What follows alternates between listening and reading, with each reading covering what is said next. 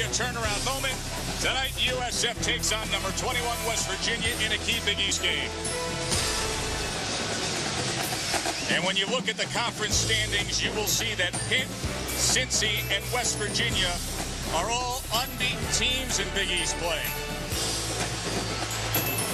Pitt now 4-0. West Virginia 2 wins in conference. USF's lone Big East win came at Syracuse, and they have now lost 2 straight.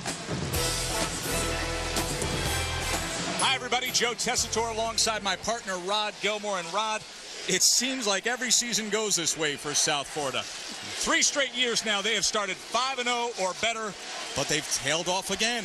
Yeah, if we're talking history, that's the bad part of the history for this team. They really have struggled after having a great start, and the reasons are varied. Sometimes it has to do with injuries, lack of depth, and then it's sometimes just poor performance. You see it there. This season, 5-0. The last 2 weeks, they've just been clobbered. But the good part of history, Tess, is the fact that this team has played West Virginia well, and it's primarily due to their defense. And when we talk about their defense, it starts up front where their defensive ends, Jason Pierre-Paul to the left side and George Selby to the right side. Selby we all know about, been around for years, but Jason Pierre-Paul has come out of nowhere in his first season, a JC transfer, to become an outstanding player, likely to be a top 15 pick in the draft. Yeah, he's sensational. Let's talk about what he's going after with the West Virginia offense. Pat White's gone to the NFL, was the star quarterback, but running back Noel Devine is having a sensational year. Yeah, doesn't he always? He's a human highlight reel.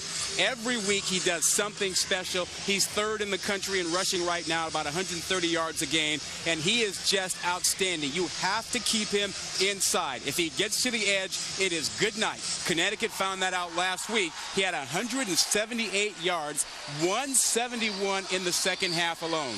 Just moments away from kickoff, and we're joined by one of the most enthusiastic coaches in the game, West Virginia's Bill Stewart. Coach, South Florida's played you guys tough in recent years. You're coming off an emotional win against UConn. How have you kept your team up and refocused for this week? Anytime you come down here, guys, to play this great group of athletes, you better have your A game. We don't have to say much to our guys. They know it's South Florida. They know the rivalry. It should be an interesting matchup.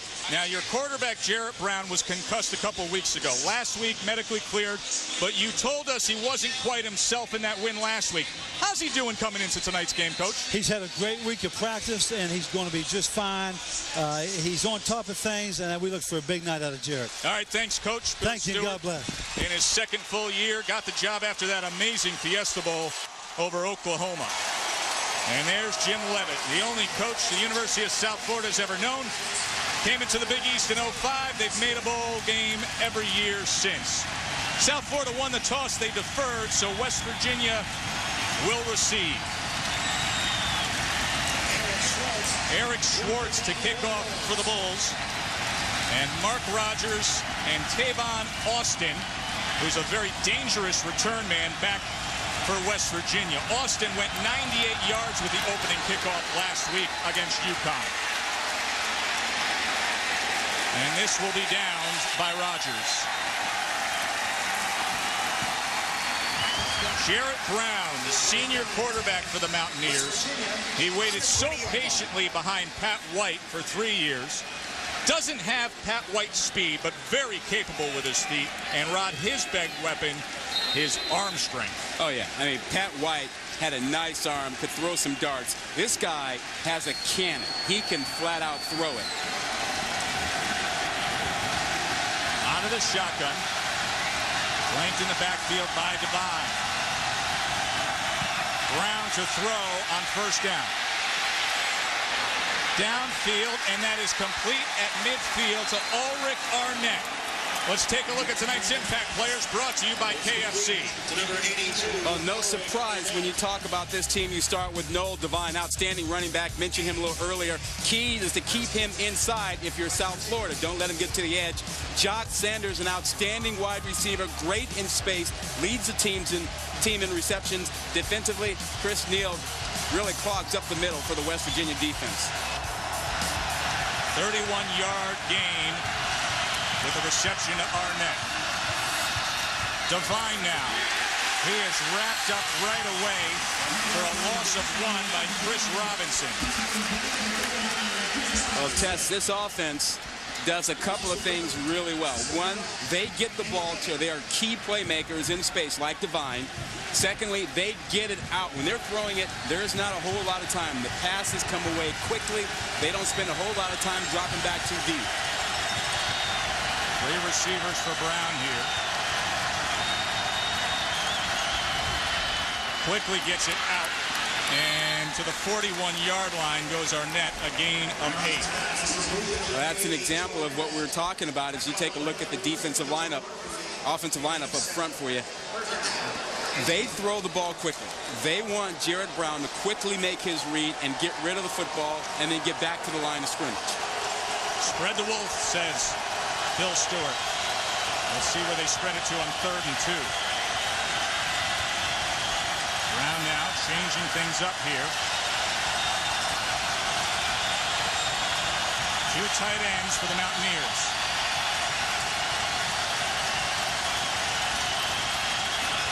Brown trying to get it himself, and he does so.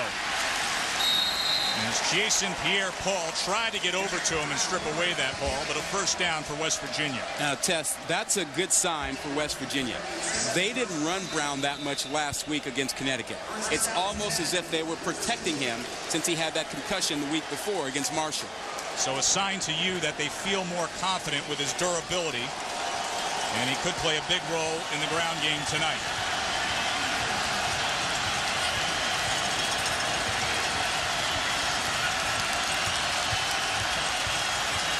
Play action.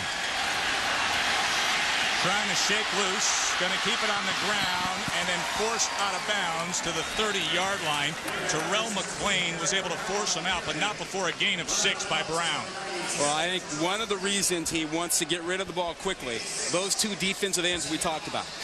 I mean, Selby coming from the right side, and in this case, you've got 94 Craig Marshall coming from the left side. Lots of speed rushers. And Brown is not going to hang on to the football. Man in motion is Tyler Urban, the tight end, on 2nd and 4. Devine, the lone back. Devine unable to get free against the 2-time All-American George Selby. Yeah, Selby's a big guy. You know, what's he go about 6'4", 250.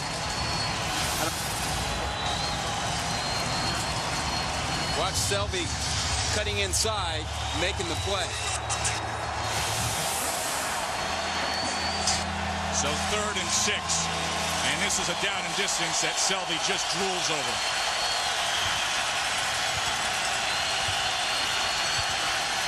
Brown gets it free for a first down to Arnett again. 3rd catch of the game already for Arnett, taken down by Quentin Washington. Well, and there's a little hesitancy with the South Florida defense. Now, that's probably due to the fact that Johnny Baldwin of Pitt went crazy on them last week. Right. Ran behind them, caught a lot of balls. And so they should be playing for short passes against this offense, but they're a little bit gun-shy because of what happened last week. And South Florida defense wants to talk things over. Good opening drive for West Virginia. Arnett with 48 yards receiving already. Stay with us.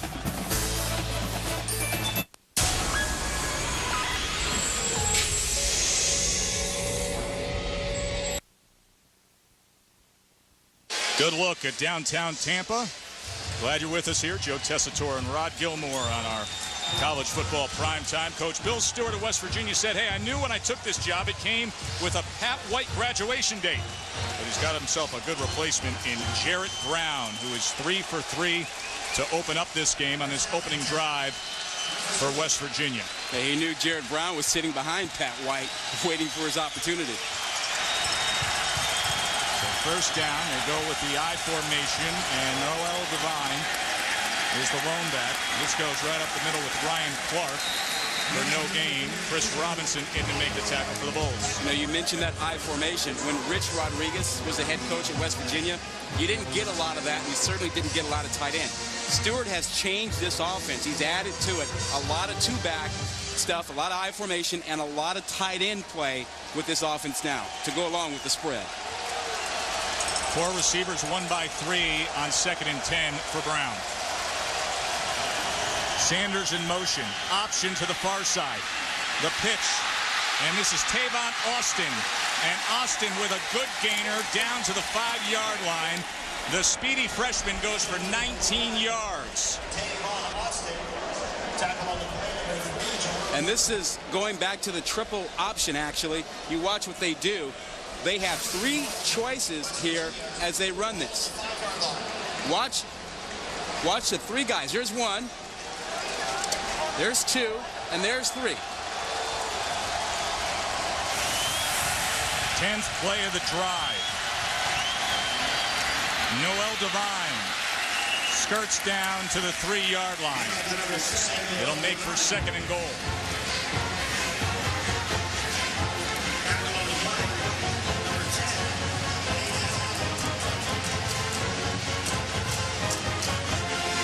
Coach Bill Stewart went through that emotional game last week against UConn. Everyone praising the West Virginia fans and players and coaches for the way they handled that game, and it ended up being a thriller. Now a key game here in the Big East standings tonight. Brown trying to do it himself to the edge and in for the touchdown. Good block by Ryan Clark out in front. A 3-yard touchdown run by Jarrett Brown. They did a great job of getting to the edge.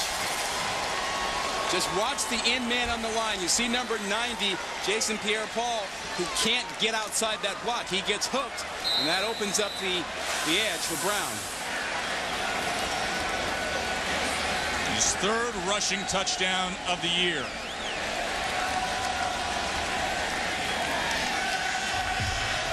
Tyler Bittencourt on for the extra point. And he puts it up and in. An 11-play drive capped by Jarrett Brown. Mountaineers coming down the field easily early on.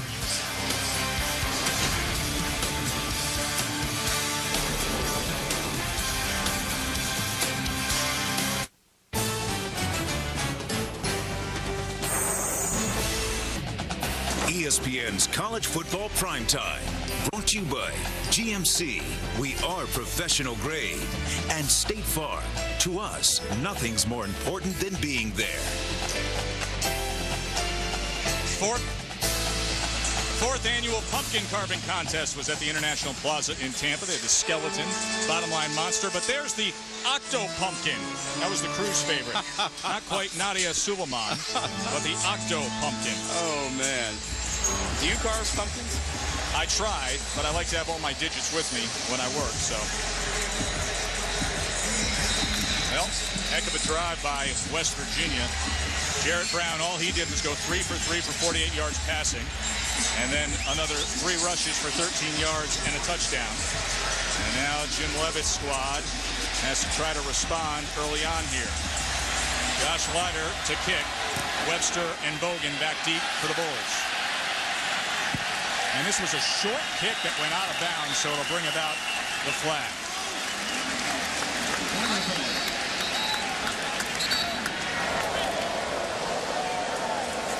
Kick out of bounds. Kicking team. Forward play to the 40-yard line. First down. Hey, Tess, if you want to run to the outside, you've got to block the edge. Now watch what a great job West Virginia does here. They get Robinson 49, knock him inside. Jason Pierre-Paul, they knock him inside, get him hooked. Brown is able to get to the edge and have the presence of mind to use his hands to extend the football over the line. The referee is right there, official right there on the line to see it. The heads-up play. Mo Plancher going absolutely nowhere on first down. Taken down by Anthony Leiter. South Florida's B.J. Daniels. He was pressed into service in week 3 when Matt Grothery left for the season with a knee injury. B.J.'s also on the basketball team here, originally from Tallahassee, and you remember that upset of his hometown Seminoles in his first ever start. Talented quarterback. He needs a little bit of help. Somebody's got to step up and help him out. 4 receivers on 2nd and 11.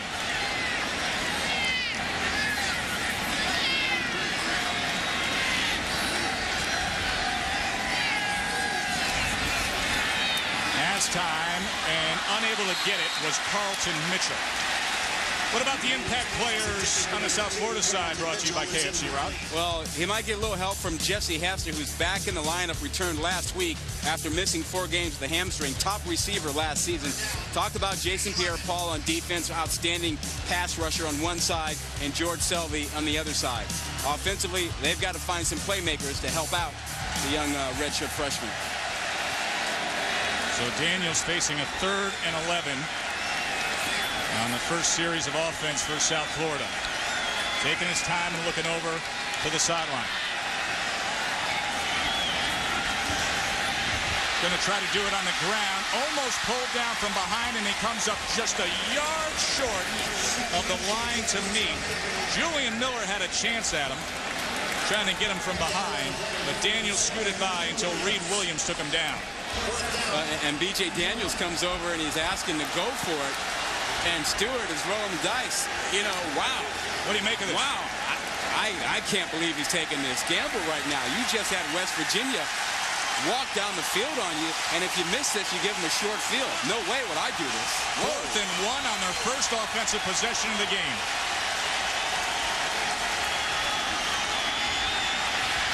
Got it. Mo Plancher went airborne and came through. Keith Dandy chopped him down. So Jim Levitt rolls the dice and gets a natural winner. Well, we talk about getting to the edge. You have to make sure that you have a guy who can block. Watch Ford, number 26. Mike Ford get to the edge, deliver a nice block, and that allows Plancher to get just enough for the first down. Ford's their power guy, goes 6'2", 225. And he led things off there well. So Daniels to pass on first down now. Lots of time. He's going deep. Looking for Mitchell. Touchdown, Bulls.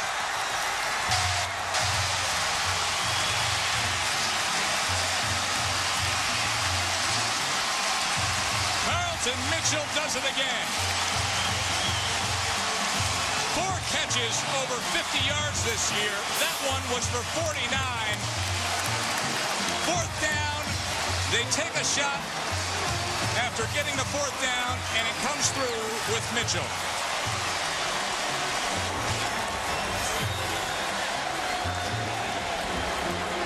Eric Schwartz with the extra point. He is big and explosive, and he proved valuable here. The first-year quarterback to the junior receiver, Carlton Mitchell, hauls it in. All tied up at 7.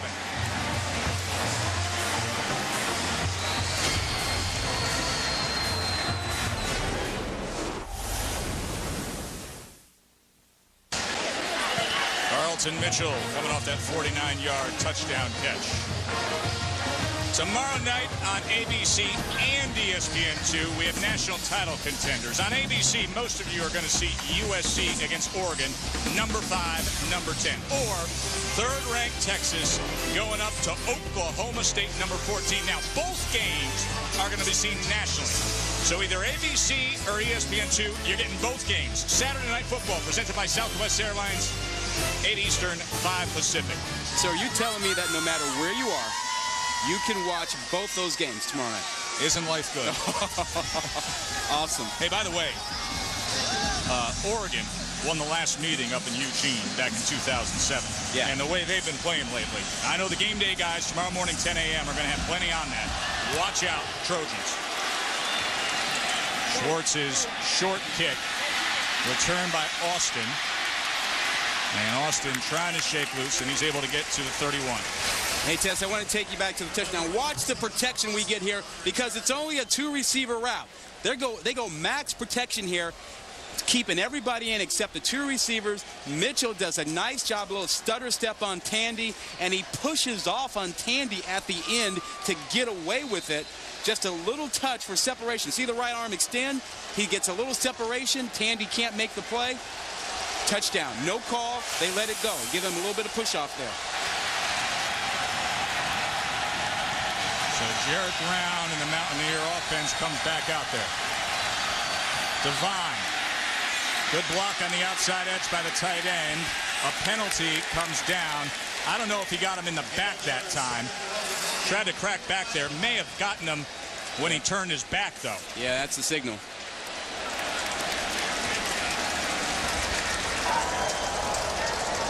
Block in the back. Offense. Number 82. 10-yard penalty. First down. Arnett had the right idea to make the block, but his defender had his back to him at the moment. An opening drive, Jared Brown, perfect. 3 of 3, got a touchdown on the ground. And how about B.J. Daniels, that strike he threw to his cousin, Carlton Mitchell, 49-yard pass. Distant relatives. They had an uncle talk to a grandpa, sort things out, and said, hey, guys, you're related. This is complete to Wes Lyons. And Lyons is out to the 30-yard line, close to the original line of scrimmage with a gain of 9. Lyons goes 6'8". Yeah, big guy. How about Levitt going for it on 4th down? You know what that says to me? It says to me that he believes he's got to do something early in this ball game. He does not want that streak to continue where they lose 3 games and people start to think about it. He's trying to change the culture and the focus after that. 2nd and 11 now.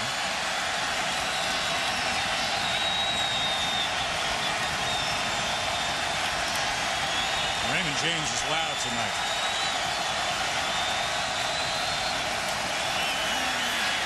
Brown just going to float this one out of bounds. He didn't have his first option available to him and then just burned it.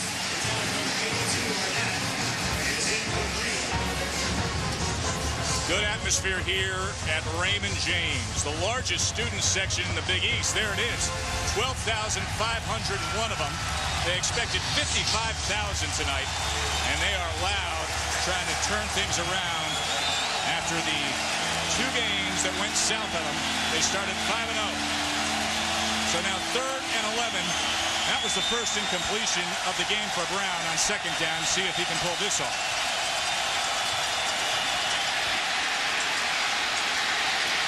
Goes all the way back, and that was a mistake. Kayvon Webster just tracked him down for a loss of 8. They grabbed him by the shirt tail and threw him down. And you're talking about a quarterback who goes at about 225, 230 pounds. And watch the little corner. Watch Webster come and grab him and just toss him. That's great play. 42-pound weight difference between the two, as you alluded to, and Webster's a guy that they're very high on, a true freshman who they think is going to have a bright future. So Scott Kozlowski on to punt for West Virginia. Number 1 in the Big East, number 6 nationally with 45.4 yards per punt. Pairing horns on the return. And a good return out to the 42-yard line. Well, the 2 top teams in the NFC South will battle on ESPN's Monday Night Football. You got Matty Ice in the Big Easy against the unbeaten New Orleans Saints. ESPN Monday Night Football at 8:30 Eastern. Coverage begins with Monday Night Countdown, served by Applebee's at 7 Eastern. Well, what did Reggie Bush say, that New Orleans can go undefeated? 6-0. That's a long NFL season, my man. Whoa. That is a long season. Daniels. And that is out of bounds as Mitchell was unable to stay in bounds there. Well, if you miss this drive, how about this 4th and 1? A little gamble by South Florida at the 49-yard line. They get it. And on the very next play, B.J. Daniels goes deep and finds Carlton Mitchell for a 49-yard touchdown pass that ties the game at 7. Daniels playing quarterback for South Florida because Matt Grothe, who finished his Bulls career as the leader in total offense in the Big East, suffered that torn ACL injury. Daniels, here's what he can do. Look at this. B.J. Daniels, when he gets loose, watch out. 27-yard gain. You want to keep him in the pocket. You can't let him get to the edge. He's dynamic when he gets to the edge. A lot of speed on the West Virginia defense, but B.J. Daniels has it as well. finds the lane, and he can outrun you when you let him get to the edge. And by the way, this South Florida offensive line is without two of its starters tonight, Rob. They had a case of the flu this week. And Chaz Hine and Jake Sims, their starting left guard and right tackle, not in that starting lineup tonight. Daniels again to the edge. And inside the 20, another first down for the Bulls. 13 more rushing yards for B.J. Daniels. And Tess, when we talked to Daniels yesterday, he talked about the frustration of 2 straight weeks of losing. And he said, I watched us have that streak last year when we lost those games. He said, I'm not going to let it happen again. I'm going to put a stop to it. Now, everybody that's been associated with this program knows the way this script typically goes. Start off strong, tail off, and be disappointed. They want that to not be the case tonight. They want to stop this thing right now.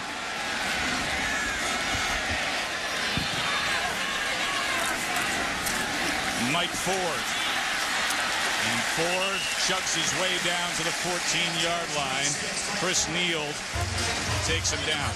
The last 2 seasons, Tess, as we talked about, they got the great starts, and then they fell apart.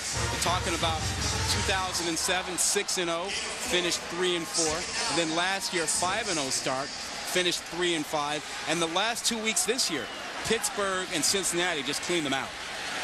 2 teams that number 8 and number 14 respectively. And once again, it's Ford, but Pitt and Cincinnati.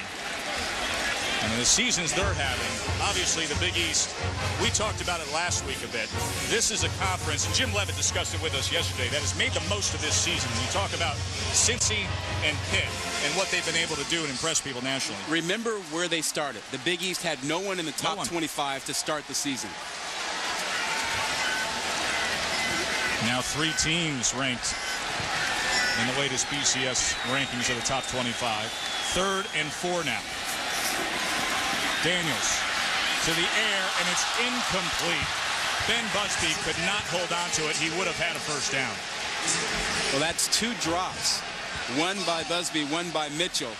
And we talked about the need for other guys to help Daniels. And he wasn't getting that help the last couple of weeks. Tonight, Mitchell made a catch. But by and large, they're looking for somebody to step up offensively and consistently make plays to help out the young quarterback. So Eric Schwartz on to attempt the 30-yarder. He had a 50-yarder against Cincinnati.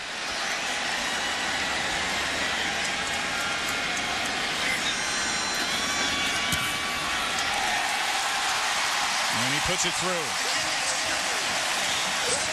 So B.J. Daniels able to move the ball on his own, on the ground, and caps it with the field goal.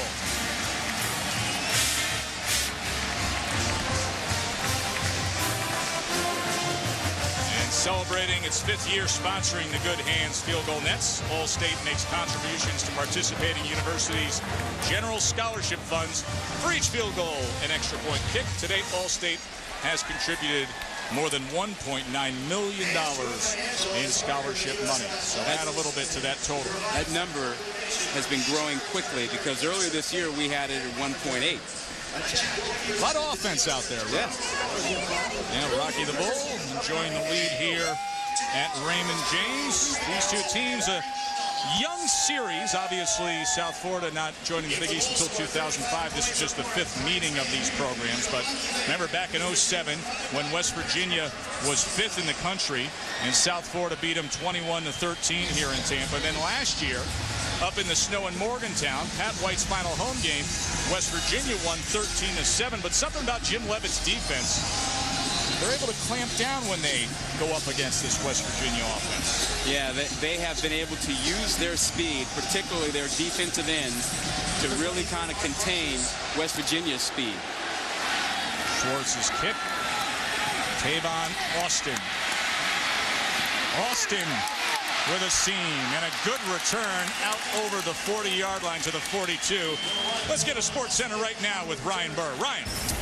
Thanks so much. Phillies manager Charlie Manuel said today that he will pitch Joe Blanton in Game 4 of the World Series against the Yankees rather than pitch ace Cliff Lee on 3 days rest. Lee would be slated to start Game 5. College basketball poll came out yesterday. John Calipari has his Kentucky team back in the top 10. Big reason why is his recruiting class. John Wall, the prize of that recruiting class, will miss the first 2 games because of some recruiting indiscretions. That's SportsCenter right now, guys. All right, Ryan. This is Noel Devine. Gain of 11. Hey, speaking of college basketball, both these quarterbacks tonight have played Big East basketball, and the Mountaineers have a lot to look forward to. There's Jarrett Brown, who was on Bob Huggins' team. West Virginia, number 9 in the coaches poll, number 8 in the AP poll. They are expected to have a heck of a year on the hardwood.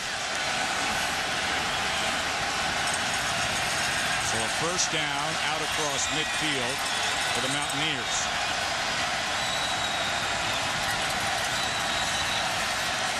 Devine wrapped up immediately by Jason Pierre-Paul, the impact player from JUCO. Well, here you see what West Virginia has done this season. 6-1, 2-0 in the Big East. Their big wins over Colorado and Connecticut last week, and that loss to Auburn. Jarrett Brown had 5 turnovers in that ball game, but the best is yet to come. They have a tough schedule ahead with Cincinnati and Pittsburgh remaining. 2nd and 10. By the way, Noel Devine, 4 carries, not a yard yet tonight. Brown, unable to escape that rush. Well, those speed rushers collapse the pocket. George and that Sully, allows a among little bit others, to come inside. Just watch what you get from the edge. The 2 big guys that we talked about, they build a wall. They don't give Brown a place to go. He's got to step up, and there's a little help inside. But they set the edge, and they kept Brown inside. Good surge by Terrell McLean on the inside after Selby had collapsed things on the outside. So a 3rd and 15 now.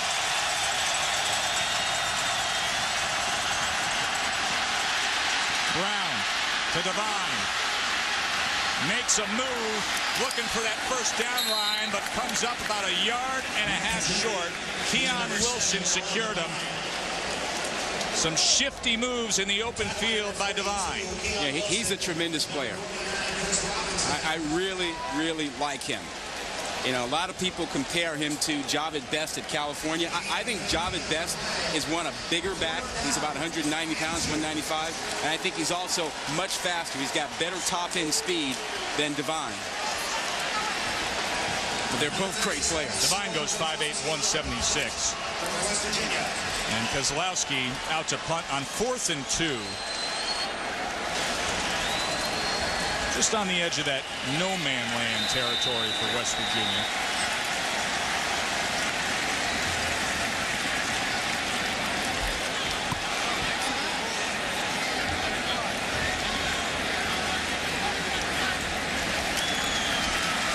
Delay a game call.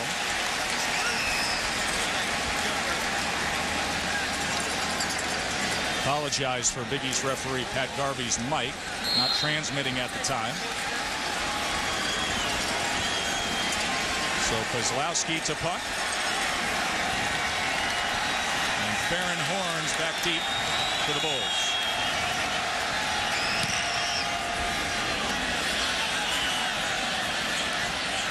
Good punt.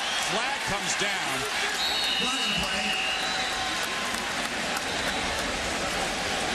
Looked like Ricky Kovac got hit in the head by that flag.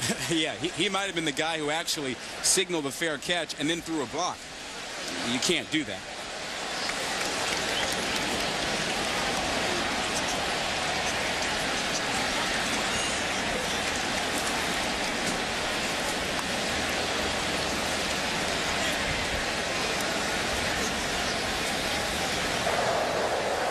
During the kick, legal block, receiving team, number 23.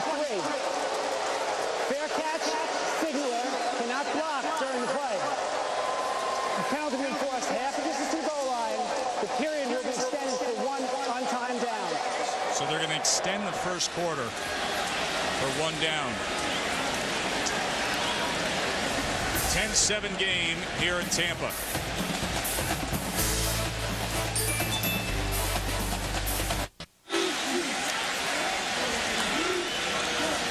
Well, we had the penalty as zeros were on the clock at the end of the first quarter. And you heard Pat Garvey, the Big East referee, say we're going to extend it by 1 play.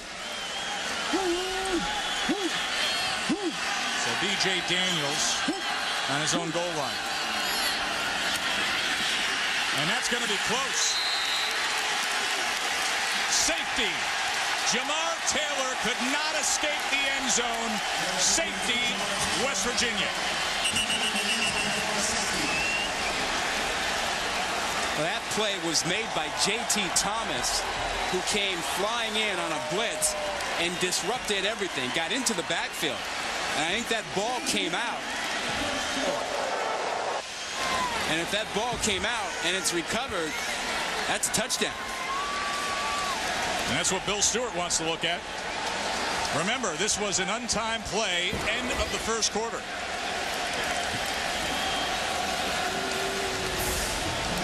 His forward momentum looked to a stop as he was reaching out. Yeah, they put the 2 up on the board. 10-9 game, end of the first.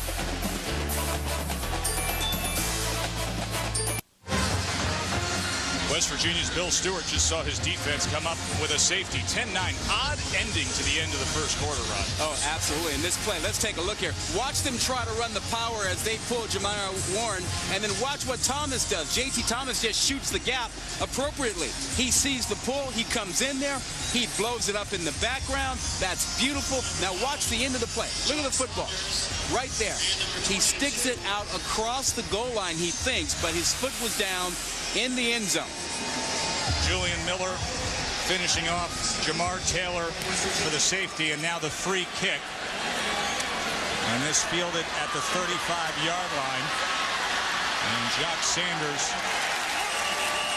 with a good return, and this is the punishment you pay after the 2 goes the other way.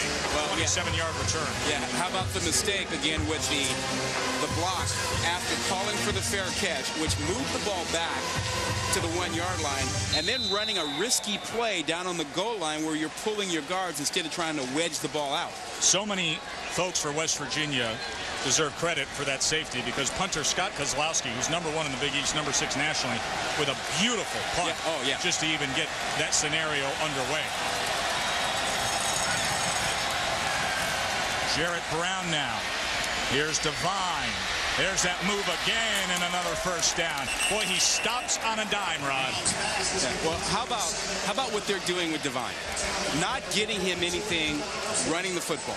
So they just put him out in space and throw it to him. Make the adjustment, and it's worked. It's beautiful. It's all about getting the football to your playmakers, and that's what West Virginia's doing with Devine.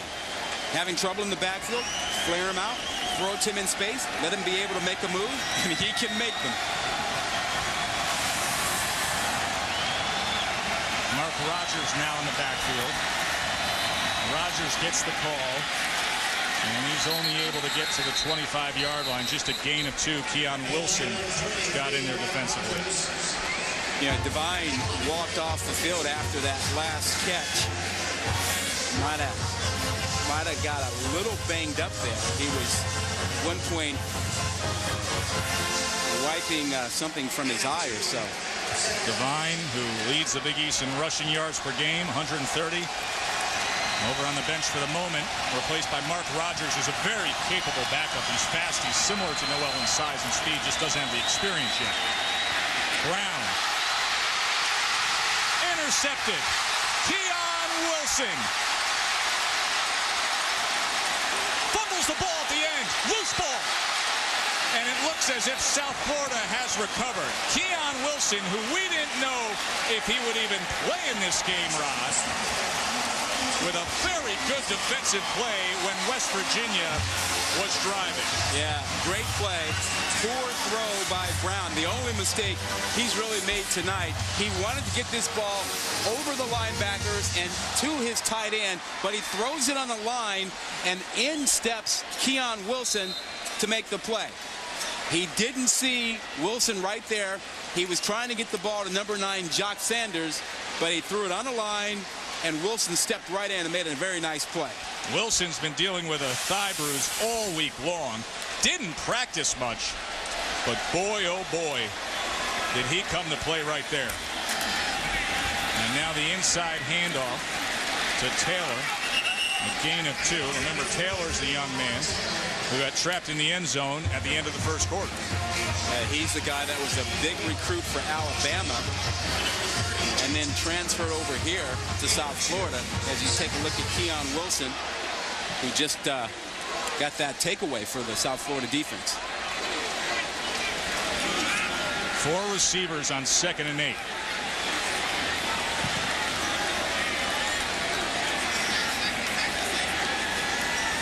Hester and Love to the top. Jesse Hester back at full strength and health for the Bulls. Daniels able to get it to Griffin. And Griffin is corralled short of the 20 for a 7-yard gain by J.T. Thomas.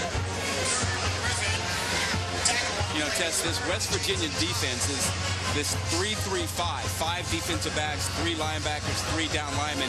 Pretty unique in college football. Not many teams run this style of defense. What's the advantage with a 3-3-5, Rod? Well, you get your speed on the field. A lot of teams like USC, Ohio State, those guys can get all the defensive linemen in the world. Some places can't, and they want to get as many talented, fast athletes on the field as possible. 3rd and 1 now. Daniels scoots ahead, and that mark will give him the first down. B.J. Daniels, team's leading passer and rusher, big playmaker. He has 7 plays this year, over 40-plus yards. Had that 49-yard touchdown strike to Carlton Mitchell to get South Florida on the board tonight. And he's come up with big plays tonight, no doubt, with his feet and with that pass to Mitchell.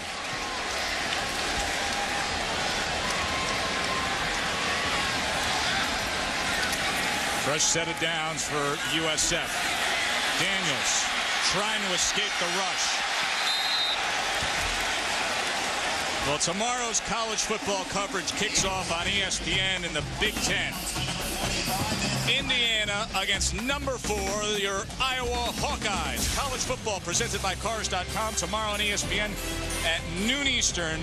Rod, Iowa 8-0 for the first time in school history. I'll tell you this, the BCS computers, they love Iowa. Oh, they took the big jump. Oh, they all the way up to number 4. Number 1 with the computers. That's Iowa. You take a look at their record, 8-0, 4-0 in the Big Ten, a big win over Penn State and Michigan. They still have Ohio State remaining in mid-November. Iowa's won 12 straight games dating back to last season. As you can see that there's a South Florida player who has been injured. That looks to be Samson Genus, the starting center. We'll take a break. 10-9 game here. Well, you see that action from Talladega. That's like the Big Uglies down there in the trenches. We got a 10-9 ball game here. South Florida up a point, but they had to switch out centers as Samson Genus, their starting center, just left the game. And now the guy who was to be their right tackle, Jake Sims, in playing center. Well, Sims was sick himself, Rod, and didn't start tonight. Well, is there anybody healthy on that offensive line now? Flu bug went right through that offensive line this week. Here's Daniels, and Daniels has it complete to Dontavia Bogan. Tess, let's take a look at what happens to Samson Genus right here, number 62. Watch him as he tries to help protect his quarterback, comes around and then runs right into Julian Miller, takes a shoulder to the helmet, and they're checking him on the sideline for possible concussion symptoms. Took a shot to the head there. It's something that obviously there's been a lot of attention put forth on the concussions in football recently, taken very serious. We talked to these staffs this week about that subject matter. 3rd and 7 now for Daniels. To the air he goes, and he's got a complete loose ball. And let's see which way. Yep, completion, fumble, turnover, Mountaineers football. Sterling Griffin coughed it up. Kent Richardson, Johnny on the spot, grabs it for West Virginia. Well, the real question is, did he have possession of the football? There's Griffin. He catches, takes a step, and then the ball is knocked out. It looked to me like he caught it. Let's see. He's got it, and he puts it away, takes a step. I think they're going to call that a fumble. B.J. Daniels, yeah, that's one that you rip off after you see. So they're going to look at it, looking for that indisputable video evidence to see if the turnover stands, and we'll take a break.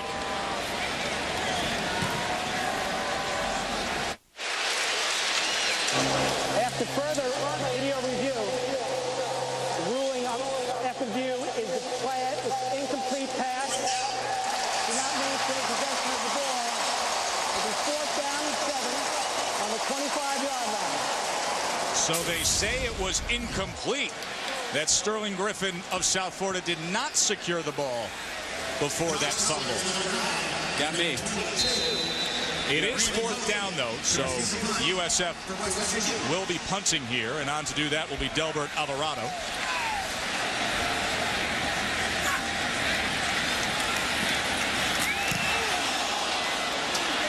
Jock Sanders going to let this one bounce, and it goes out of bounds. 33-yard punt. Let's take another look at that last offensive possession, the play that they overturned.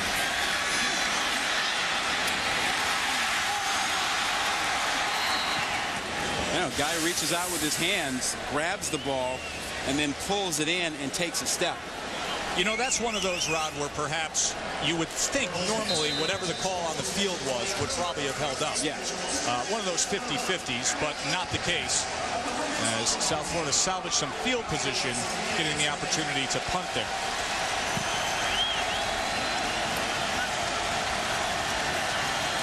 Devine now.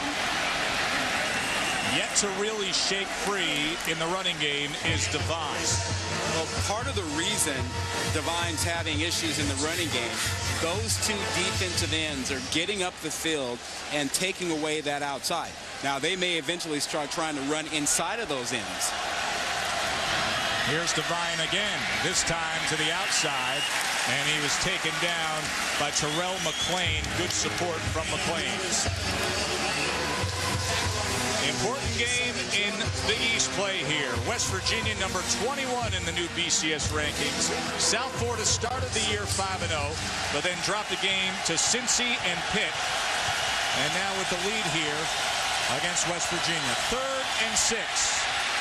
Brown downfield, overthrew the intended target of Ulrich Arnett. It'll bring up 4th down. Well, South Florida is doing a great job of taking away Brown's initial read. They know that he likes to look to the 3-receiver side and make his read. He looked to his left, couldn't find what he wanted, and that forced him to scramble out. So nice job by South Florida of taking away what Brown wants to look at first. So they swap turnovers, and then both teams forced into punting situations. Scott Kozlowski on to punt. He had a great effort last time out there that set up the safety for the Mountaineers. Farron Horn standing to return at the 10. Here's the big boot of Kozlowski. And this one goes into the end zone. How about a Sports Center in game with Ryan Burr? Ryan. All right, Joe, just a reminder over on ESPN, the NBA is alive and well. Rematch of last year's great playoff series between the Bulls and Celtics. And right now, Boston getting the better of the Chicago Bulls, 46-32. There's the big ticket. Kevin Garnett back in the lineup in this one. Ray Allen leading the way for the Celtics with 12 points, 46-32 over on ESPN. Guys? Good opening week for the C's. All that veteran talent out there for Boston. Took care of LeBron and Charlotte, and now meeting up with the Bulls tonight.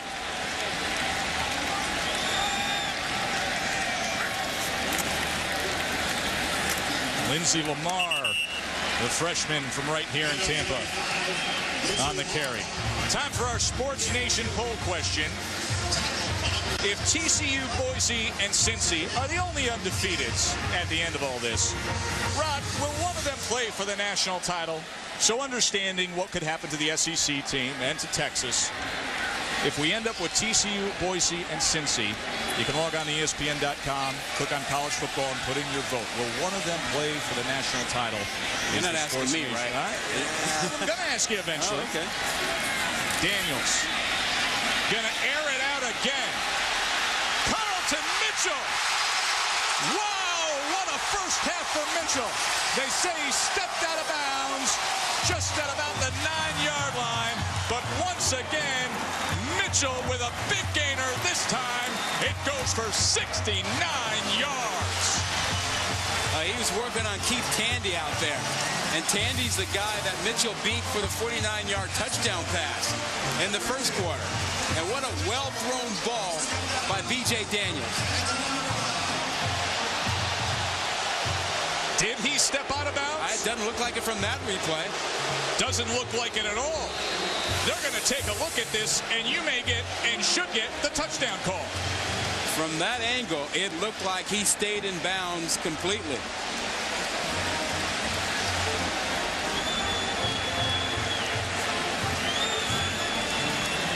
He had a 49-yard touchdown in the first quarter. And here he hauls in this one.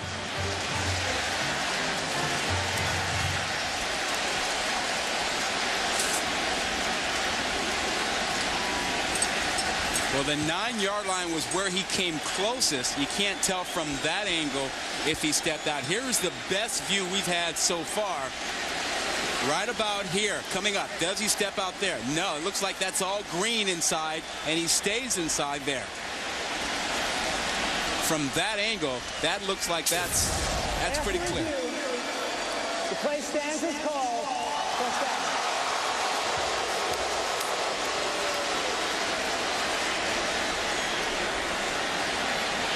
The word we are getting from the Big East officiating crew is that the play is not reviewable by the side judge because the side judge had called him out of bounds.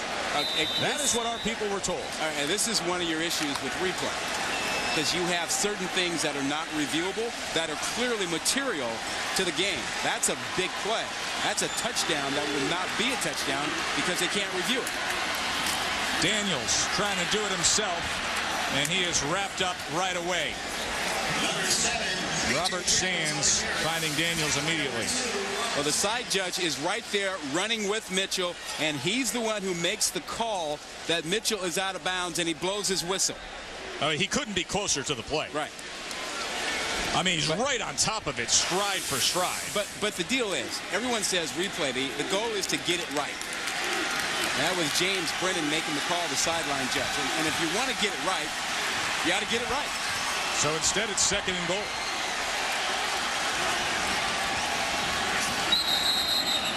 And a flag comes in here.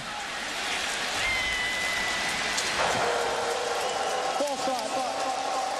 Offense. Number 82. 5-yard penalty. Second down. B.J. Daniels, the first-year player who has stepped into service here for Matt Grothry. He's out with that ACL injury for the year, and look what he's done. Outgaining West Virginia 183 to 118 in total yards. Second and goal now as they are backed up to the 12-yard line.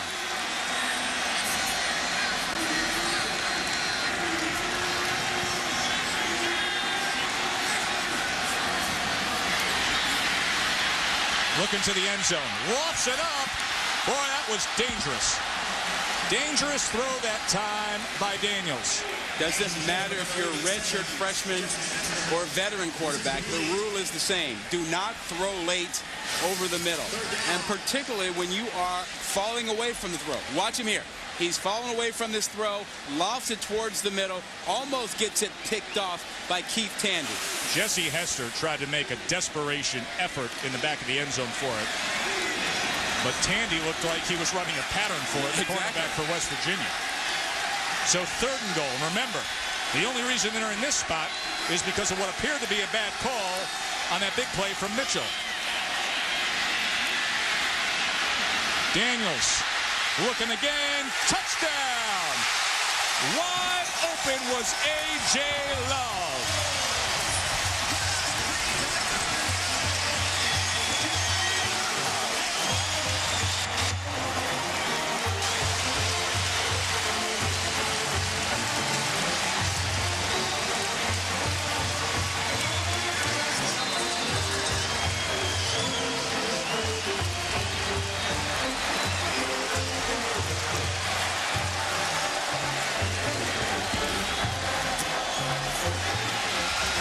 19-9 game. Carlton Mitchell, he thought he had a big one. It didn't matter in the end. B.J. Daniels found pay dirt with A.J. Love.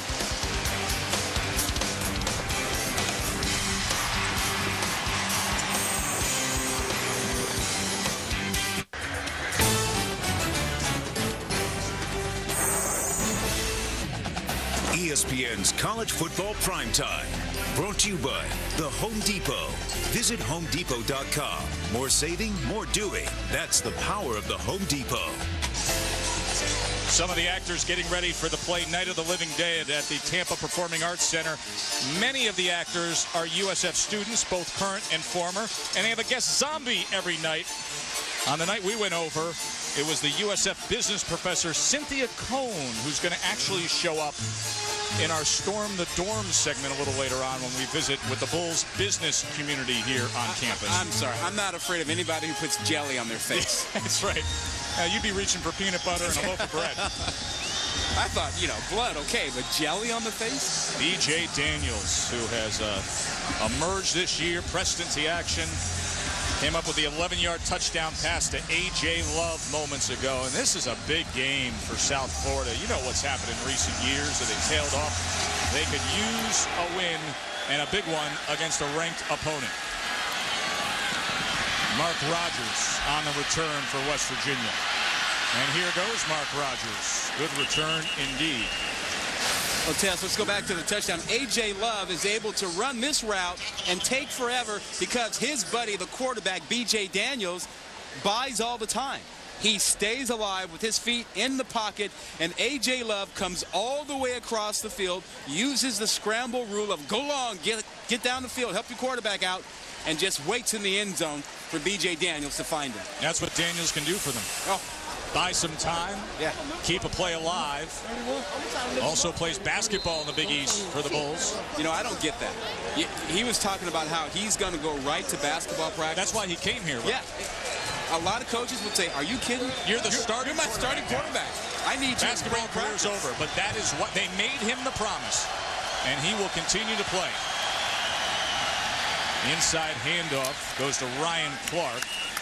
And Clark for a gain of 5. Clark goes 6 foot 228. He used to pack on a lot more than that. Weighed 260 before Coach had a little chat with him. And he trimmed down. Yeah. You want to play? Back away. Just back away from the table.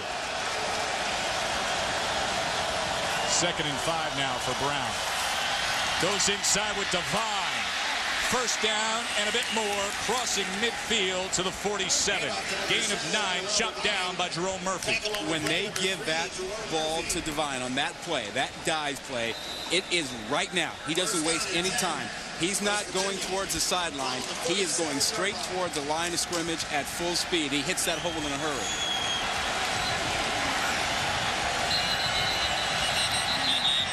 Timeout, South Florida, as West Virginia was picking up the pace offensively a bit. They've done a nice job, really, defensively, South Florida, in making sure they've kept Sanders and Devine from being able to get out there and make big plays. They've kept them in check, so they haven't been able to do that. And so I think the speed of South Florida's defense has really, really played an important role in that, particularly those defensive ends we talked about. Yeah, fast they are. Jason Pierre-Paul. Everybody knew about George Selby coming into the year, but the JUCO transfer, Jason Pierre-Paul. This is like a diamond in the rough that they found. And now it's Pierre-Paul who's the talked about NFL prospect. Yeah, they don't have a lot of tackles and a lot of sacks tonight, but they're disruptive because they are getting up the field. They're keeping Brown in the pocket. They're making sure Devine can't get to the edge, forcing him to run inside, and that's allowing other players to step up and make plays. Big difference with that defense. 6 tackles, 2 tackles for loss for that combo of defensive ends, as Jarrett Brown is able to go forward for 6 yards. I think you're going to see West Virginia really make an effort to get the ball to Jock Sanders' son. He has not touched the ball enough tonight. He's great when you get him in space. They throw screens to him. They reverse him. And he just hasn't touched the ball enough for them tonight. Little number 9, just 5'7", 170 and change. And look at Devine. That's what you talk about, Rod, when you say he wastes no time. Another first down for West Virginia. Well, keep in mind, he's not a big back. So he's, 5'8" or so. When he's running fast and hard inside, he's on those defensive guys while they're trying to get off blocks. Trying to get off blocking. Now he's by you. That's how quick he is.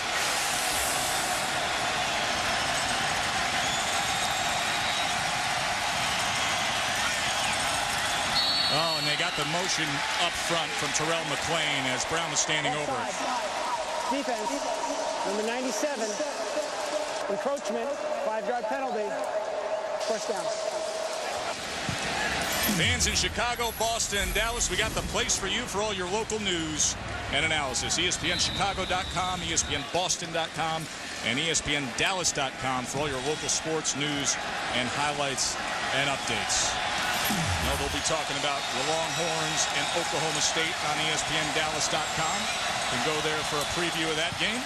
So a 1st and 5. Well, they tried to get it to Jock Sanders, Rod. Yeah, they tried to go to the bubble screen to him, get him the ball and let him do something out there in space. And that's one of the big plays in their offense. And they just haven't been able to get him as involved as I'm sure they'd like to. Leads the team in receiving yards, but not a catch tonight for Sanders. 2nd and 5 now. Devine spins away, looking for the edge. First down and more from Noel Devine. Back here in his home state of Florida. Are you kidding me? You liked that, didn't you? Oh, that play was stopped at the line of scrimmage, behind the line of scrimmage. Now watch the move.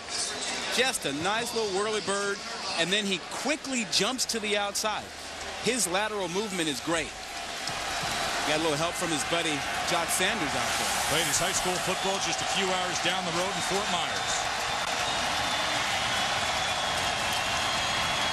Here he is again.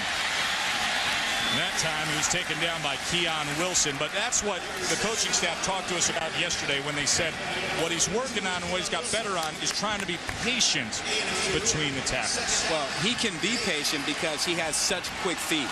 I mean, he gets up from 0 to 60 right now.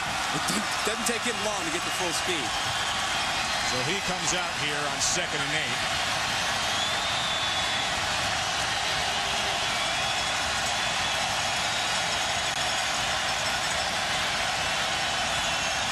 His own. Boy, what a fine defensive play by Jason Pierre-Paul, and you see why the scouts love him. Well, he's amazing. He is some physical specimen at about 6'6", 260. He actually can do a backflip in pads. I mean, that's how athletic this guy is. He was a basketball player until his junior year in high school or so, and then he took up football. He's a raw talent. He's just going to get better and better. Go to ESPN.com and click on Mel Kiper's newest big board in the NFL draft. You'll see Jason Pierre-Paul is number 13 overall. Remember, this kid was playing JUCO, junior college a year ago. 3rd and 8.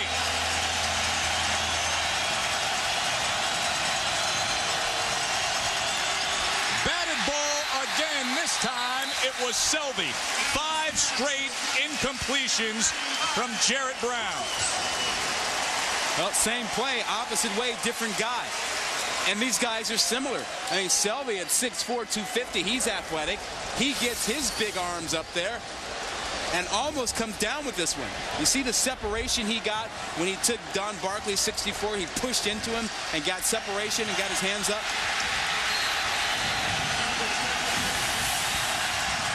So Tyler Bittencourt, his first year with the job, on to attempt a 33-yarder.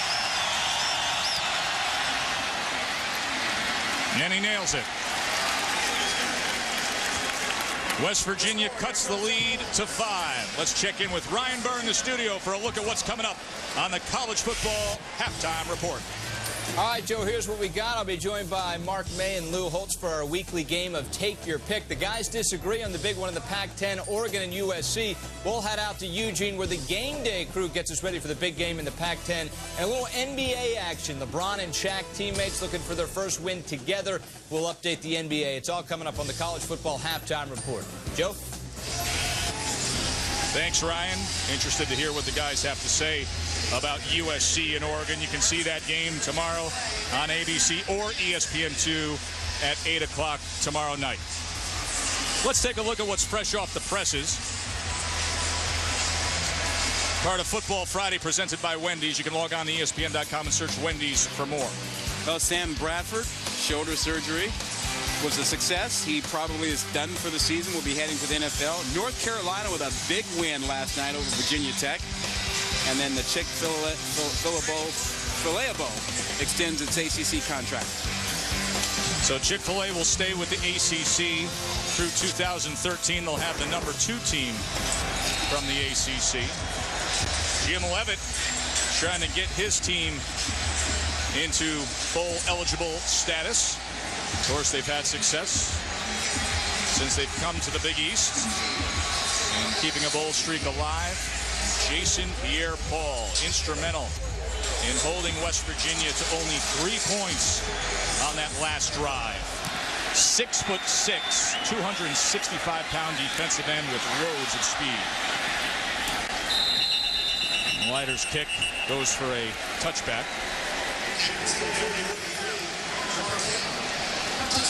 Interesting first half we've had. Yeah. Defensively, South Florida coming up with some big plays. Keon Wilson with a nice pick. And then B.J. Daniels with a big play. Carlton Mitchell on the outside that led to the score, which came up just after that when A.J. Love found his way into the end zone for a touchdown that made it 17-9 at the time for South Florida.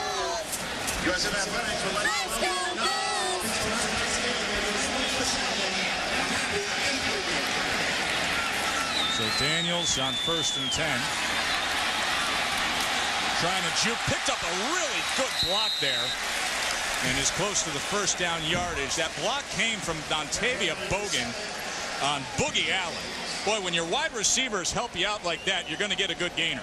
Well, they're starting to step up and help out the redshirt freshmen. Guys are making plays, the kind of thing that they didn't get against Pittsburgh and they didn't get against Cincinnati. 4 receivers now on 1st down for Daniels. Just over 3 minutes to go in the half.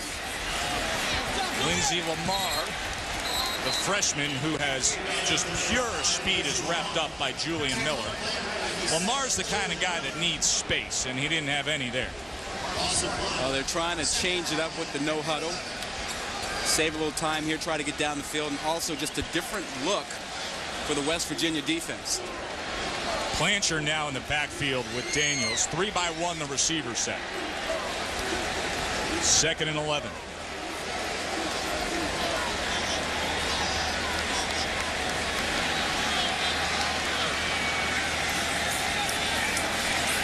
Daniels steps up in the pocket. Now he waves to his receiver downfield, and he's got Love. And the crowd loves it. A.J. Love. Well, Tess, you know what's going on here. They're letting B.J. Daniels just play. He is just playing like he played in high school. They've turned him loose. The game plans the last couple weeks, a little conservative. Mike Canales, the offensive coordinator, said, hey, I'm going to turn him loose a little bit tonight. Going to let him throw it. And he just waved his man, A.J. Love, down the field and got it out there to him. I love the confidence by Daniels to just wave him down the field and say, get after it, I'm chucking it. 45-yard reception by Love. You can tell. He's just playing now. He's doing what he's done his entire life. And USF will use their final timeout with 1:58 to go here, and now an opportunity to add to their lead. You can just see the confidence brewing within him as he runs the football, and the more and more he moves. Remember, this isn't how it was intended to be this year. Senior quarterback Matt Grothe was back But B.J. Daniels coming in after Grothy had the knee injury, and tonight alone putting on a show, Rod. Yeah, 249 total yards for him, 187 on the ground. And the 62 yards on the ground, it's just not his running for positive yardage. It's buying time to make throws down the field. So after the timeout, first down from the 26.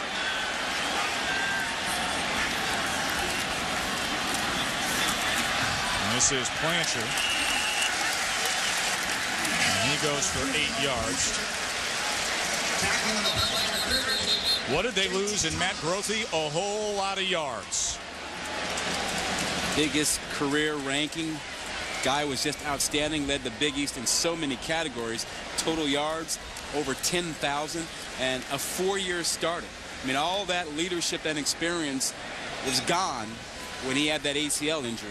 Matt Grothy up in the press box, but before the game, he was down on the field. What a class move by West Virginia head coach Bill Stewart to come over and talk to him, spend a little time with him. You know, Coach Stewart said to us the other day, he said he felt just horrible. He said he was sick over it to have a player of that caliber and what Grothy means to this conference go down earlier. And there he is up in the booth. Yeah, there he is. One of the most exciting players to play football in the Big East Conference. Just a tremendous athlete, tremendous young man. I tell you, he grew as a quarterback from his time as a freshman to a senior. It's unfortunate that he wasn't able to finish it up the way he would have liked. Bill Stewart watching his big defensive tackle Josh Taylor come off the field moments ago with an injury. So back to action here, 2nd and 2.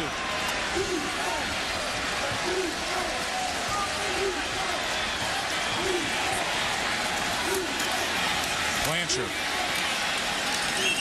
going to be short of the first down, and it's Reed Williams, starting middle linebacker, made the tackle. He was banged up earlier today too. It was a game time decision to play. That's that time of the year. I mean, so many guys getting banged up. You're heading into the final month of the season in a couple of days. A lot of teams back off of the practices a little bit to try to keep guys healthy. 3rd and 1 now. Daniels just fighting for that first down yardage.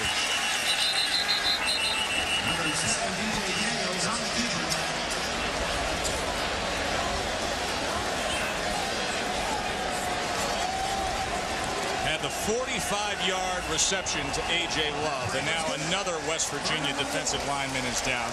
That looks like big Chris Neal, and that would be a really bad loss for that front of West Virginia. He's a heck of a player. Well, the chase for the NASCAR Sprint Cup continues with the Amp Energy 500 at Talladega. Coverage begins Sunday at noon Eastern on ABC with NASCAR Countdown. Everybody watching the 3-time defending champ, Jimmy Johnson. Yeah, he's a leader. Jimmy Johnson. I think he's kind of channeling Ricky Bobby. You know, if you're not first, you're last. That's right. And he's just rolling. Hey, it works. Chris Neal, who the coaches just flat out say he's one of the best football players on the team. He's injured here. Right there in the middle, you can see him. He gets triple team there. He's got to have 4 guys on him as he's taking on everybody to try and prevent that 3rd and short. I mean, there was just a convergence of 4 offensive linemen coming down on the 298-pounder. Remember, earlier we asked you the Sports Nation poll question, and it includes a Big East team. We asked you if TCU, Boise State, and Cincy are the only remaining undefeateds, will one of them play for the national title? Sports Nation, 55% say no. I think they're right. I think they're right, because what you're saying... Ohio says yes. What you're saying is that a one-loss team like USC, Oregon, Alabama, Texas would be jumped over by one of these undefeated teams.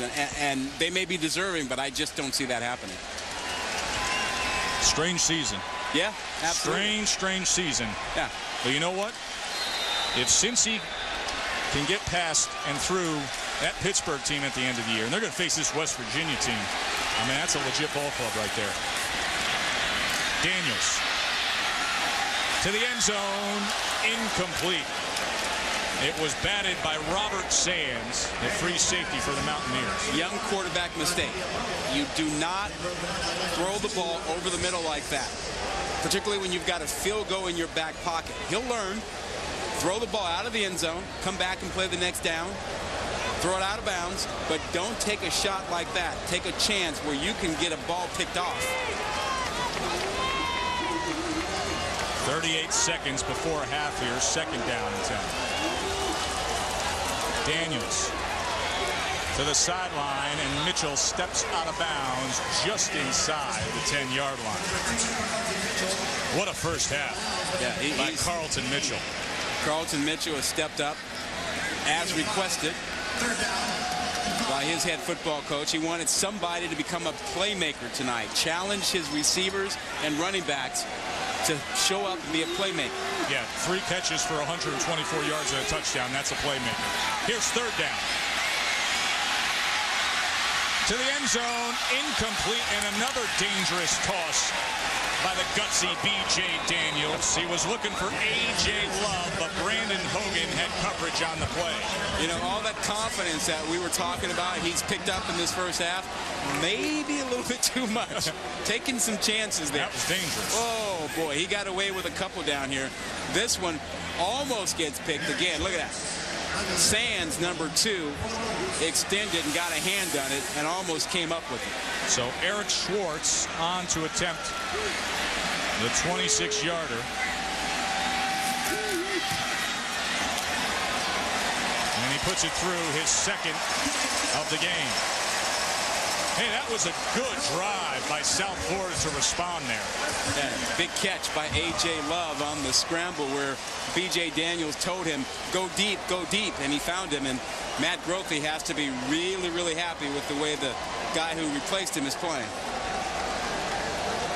Critical game in the Big East. West Virginia among the 3 unbeatens at 2-0, but a big test here tonight against an athletic South Florida team that opened up the season at 5-0, but then things started to take the form that we've seen in recent years with the Bulls. They don't want that to be the case. They've come out enthusiastically tonight and determined.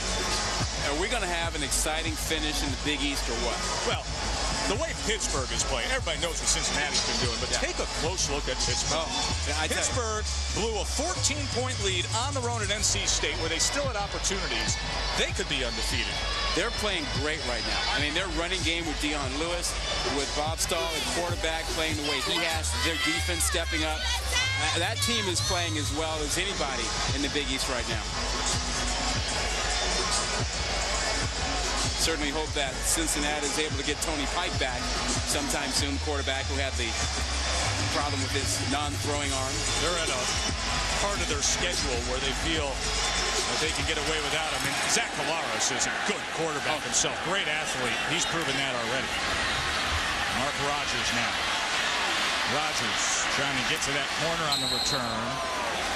And he gets out to the 37. So let's look at some of the key games remaining in the Big East. In a couple weeks, we're going to have the West Virginia-Cincinnati game. Now, Cincinnati, you know the season they're putting together. That's going to be a critical one.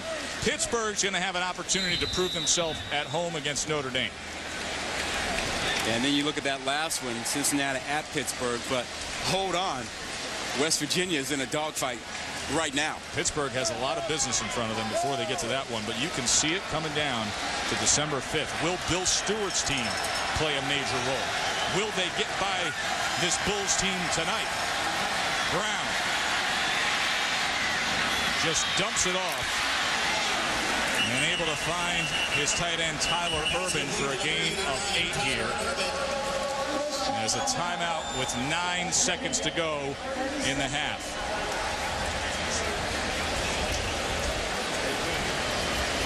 Bill Stewart, his second full year at West Virginia, and B.J. Daniels, his first year being the man. Didn't expect it. He said to us yesterday, Rod, he said, you know, this isn't how I drew it up, but I'm glad to be in the position. Yeah, he figured next year he'd be the guy. Thought he would finish up the football season, head on over to basketball, and, you know, take over next spring. Didn't happen. And he also told us that when Matt Grothe went down, he was like a fan. He was on the sidelines going, "Get up, Matt. Please get up. Right. Please get up." He's done a great job. They've been very pleased with his growth. Trying to work on the decision-making process. We saw that almost got to him on that last drive, but he's managed to get the Bulls an 8-point lead here. Brown. Here's that arm strength we talk about. All the way to the goal line he threw it. Was looking for Brad Starks. It leaves a second on the clock. And he put that one out there with the flick of his wrist, effortlessly.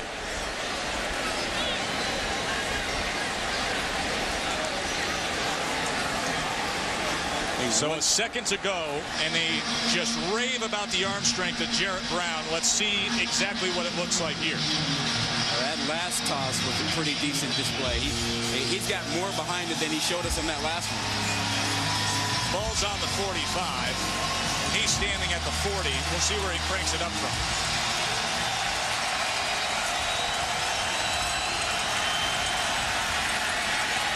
Here. Look at all this time. And he just finally decides, I'll jog out of bounds.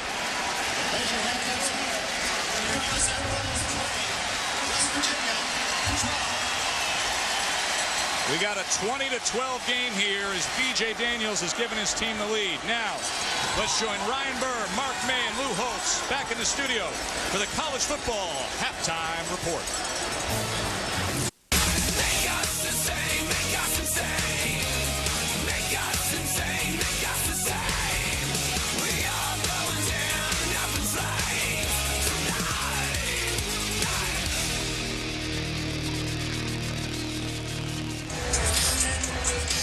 Nice warm night here in Tampa, where the home team is on top of number 21, South Florida, 20-12 on West Virginia. Glad you're with us tonight for our college football primetime. Joe Tessitore alongside Rod Gilmore. Yesterday when we visited with Coach Jim Leavitt of the Bulls, he said, you know, I got to go out there and just let B.J. Daniels play the way he can play loose.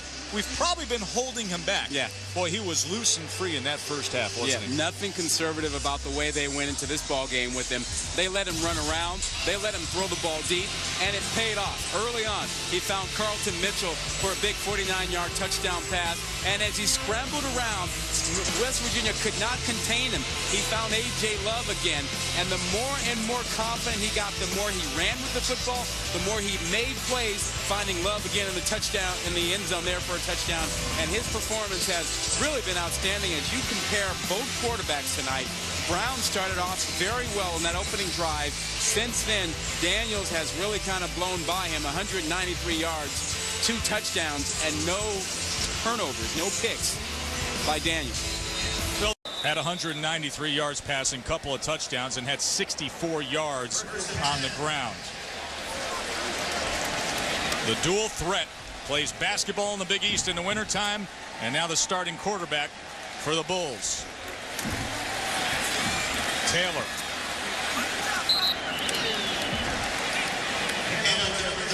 Gain of 2.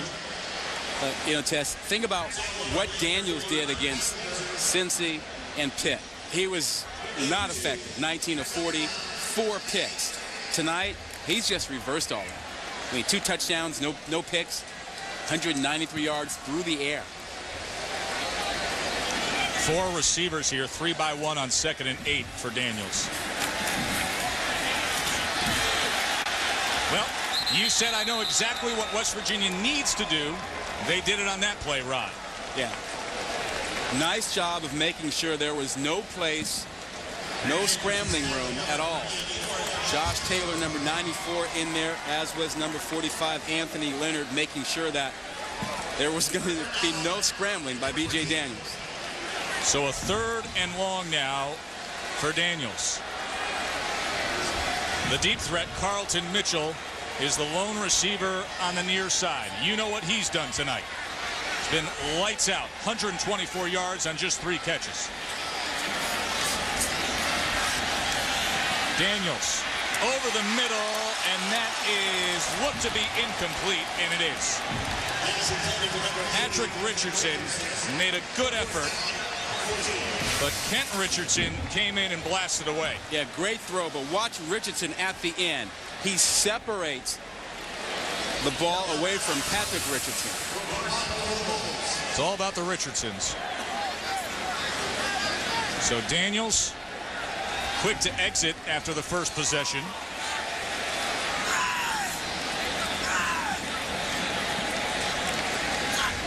Delbert Alvarado to punt.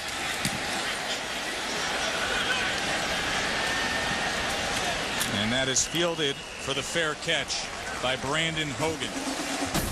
Well, tomorrow night, now this is something special, Rod. You got ABC and ESPN2. You're going to get both games. Most of you will see number 5 USC and number 10 Oregon.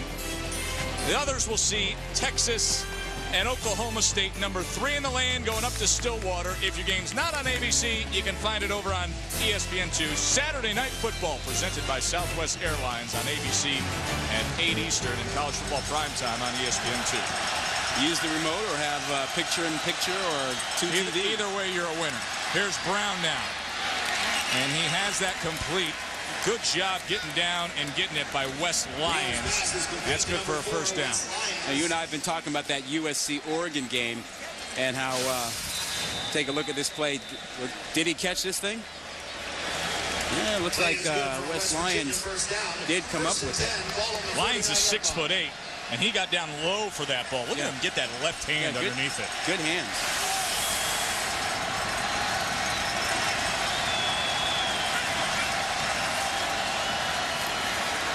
Here's Sanders. Still dancing around and finally taken down. Crossing midfield to the 47. Jerome Murphy was able to get to it. Well, you and I were talking about the USC-Oregon game, and we know that Matt Barkley's going to be on game day talking about dealing with the noise and whatnot. But Autzen Stadium, as I made the point to you, that's as loud a stadium as I've ever been in and ever played in. They set the record for decibel levels there. It's unbelievable. The freshman's going to find out he's got to do some growing up real quick tomorrow. 2nd and 5. And Brown has the first down. Ball came loose right at the very end, but they say he was down. So a gain of 8 and another first down. So tomorrow, the guys on game day are going to be up there for the USC-Oregon game, and they will talk with the freshman sensation. Yeah, if he's got some ideas about handling all that, that'd be helpful. And how about Jordan Shipley? He's got a recording studio. The man can play a guitar and sing and whatnot. And then how about Miami's Chris Hayes? What a story about him that they're going to get into. We'll have that feature. And, by the way, the celebrity game picker, that was a gain of 2 by Divine. The celebrity game picker tomorrow is Phil Knight. I can tell you right now who he's picking in the big one. Oh, man. Mr. Nike himself will be on game day tomorrow, 10 a.m. Well, the question is what he picks in other games. Exactly. A lot of teams with Nike swooshes. We got a South Florida Bull down here. As Bill Stewart encourages his troops, we will take a timeout. Coming up, we're going to have Storm the Dorm, and it's the Halloween edition. 50 business students we visit with, including one Coach Jim Levitt impersonator. It's not that guy. We'll visit the Bull business community at their Halloween party. Storm the Dorm is coming your way. Stay with us.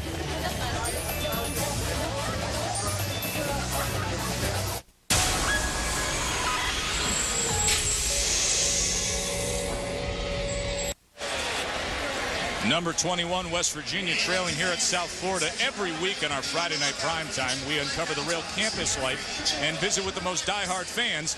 It is time to storm the dorm.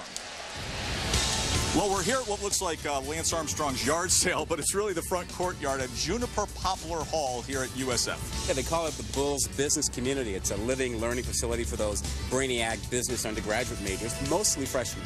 I like it. Let's check it out. Let's storm the dorm. It's a Halloween party here at the Bulls Business Community Dorm, and I have Ryan Gaffney, the atomic wedgie here. And what's it like to live in this dorm? Well, the experience is like none other. We're all business majors. We all get along with each other so well. With all due respect, Rod, to the man who has pulled underwear over the back of his head, we do have the opportunity to talk a little football here because we have a Coach Jim Leavitt impersonator with us. Ryan, what is the key to pulling off a Coach Leavitt impersonation? Well, there's actually two very important things to that. One is the high energy. There's never a game in the fourth quarter where I'm not running down that field screaming at those refs. And the second is the voice. You got that? If you don't have the voice, you're nothing. Bulls Business Community, are you behind me? And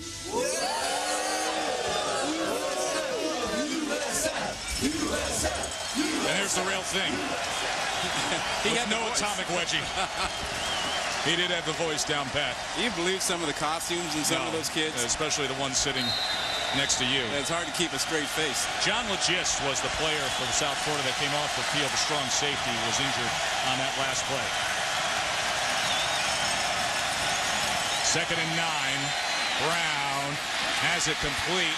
And Sanders, that's exactly what he can do. Jock Sanders, shifty, quick, and capable. 16-yard gain for the first down. He just changes direction quickly. I mean, one step, and he goes the other way. And they didn't get this in the first half. They couldn't get the ball to him. Now they come out, they give it to him in space, and instead of a little 5-yard catch, he turns it into a big gain and a first down.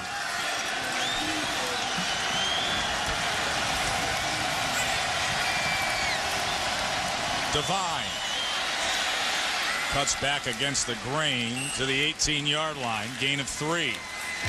When this offense has Sanders working and they have Devine working, it is really explosive. It's a thing of beauty, and it's hard to stop. South Florida's done a nice job, so far anyway, of keeping Sanders bottled up.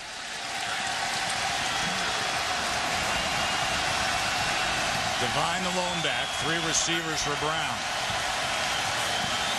Little delay handoff this time, trying to get outside of Selby.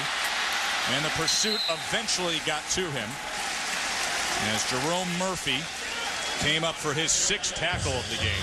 Well, see, when Selby makes that play like that, it buys time for the pursuit for his teammates to come over and help out. As it looks like Jerome Murphy comes up a little bit lame after making that play. He has a ton of talent. Been a little inconsistent giving up some big plays. Oh, he faced a pretty good receiver last week. Baldwin, Pittsburgh, who just had a fantastic ball game. Speaking of pretty good, there's George Selby, who's one of the best defensive ends in college football over the past 3 years. On 3rd and 7, you know he's coming. Brown. He's got Green in front of him. Thinking about passing, now he runs for it. And it'll depend on the mark. Right at that line, good enough for the first down, a gain of 7. Well, Jason Pierre-Paul had Brown in the backfield, but he went for the front shoulder instead of the back shoulder. Had he gone for the back shoulder, he would have made the sack. But he gave Brown enough room to just dip away from it and get outside of him. Alone in the shotgun, 2 tight ends.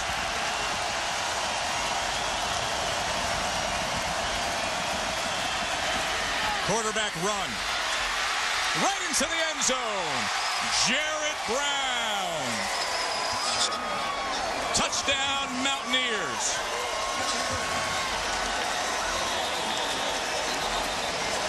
And Brown showed some nice moves. I mean, Pierre-Paul had a chance to get him. He just jumped right inside of him, made him miss the tackle. And that's the key miss right there. Once he gets past Pierre-Paul, he's on his way. Pierre-Paul just took that step up field. And another injury, by the way, here on the field, as Keon Wilson is walking slowly off the field, and also down, an injured Bull in the end zone there.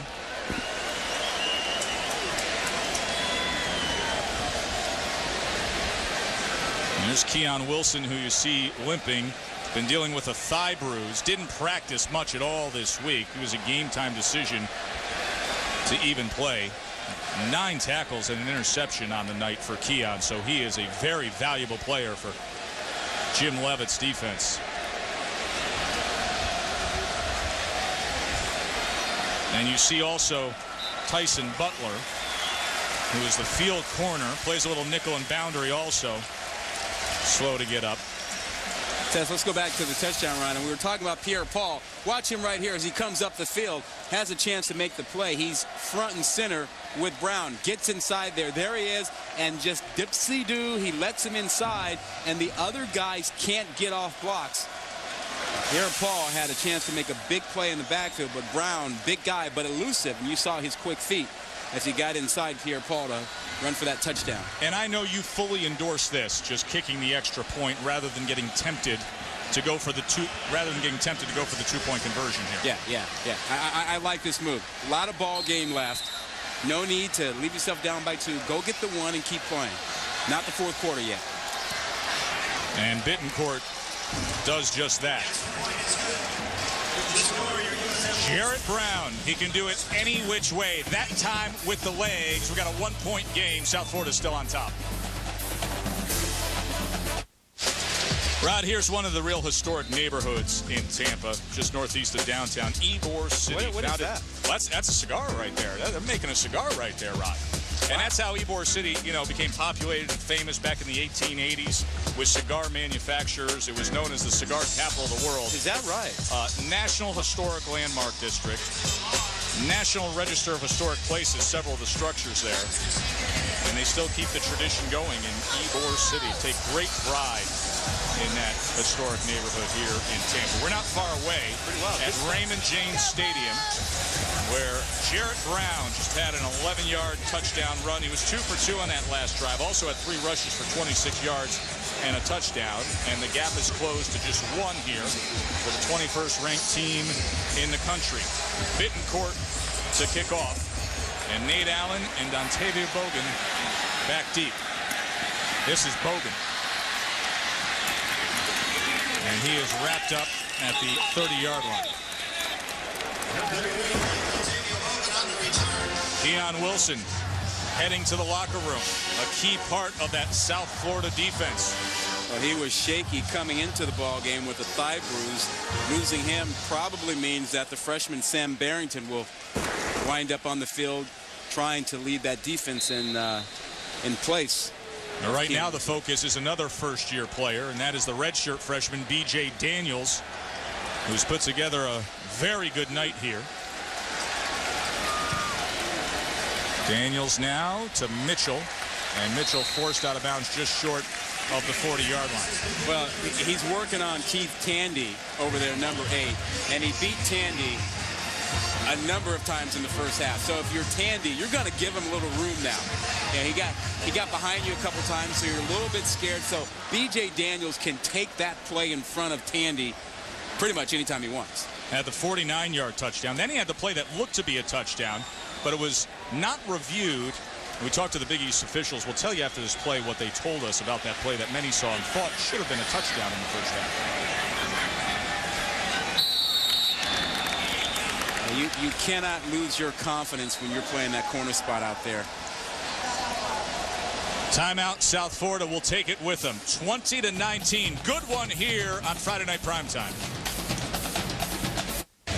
There's the big playmaker, Carlton Mitchell. In the first half, many thought he should have been given a touchdown, and he scored a touchdown.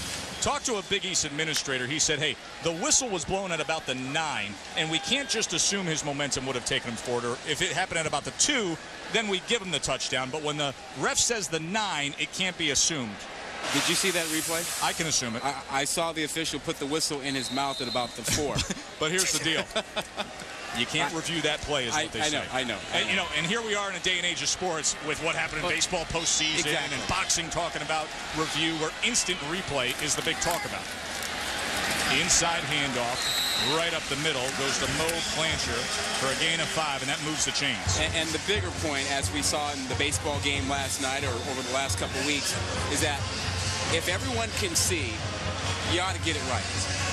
To your point, though, earlier, in football, there are a lot of plays that are just flat out declared non-reviewable. Right. With that whistle marking at the 9, that falls into that category.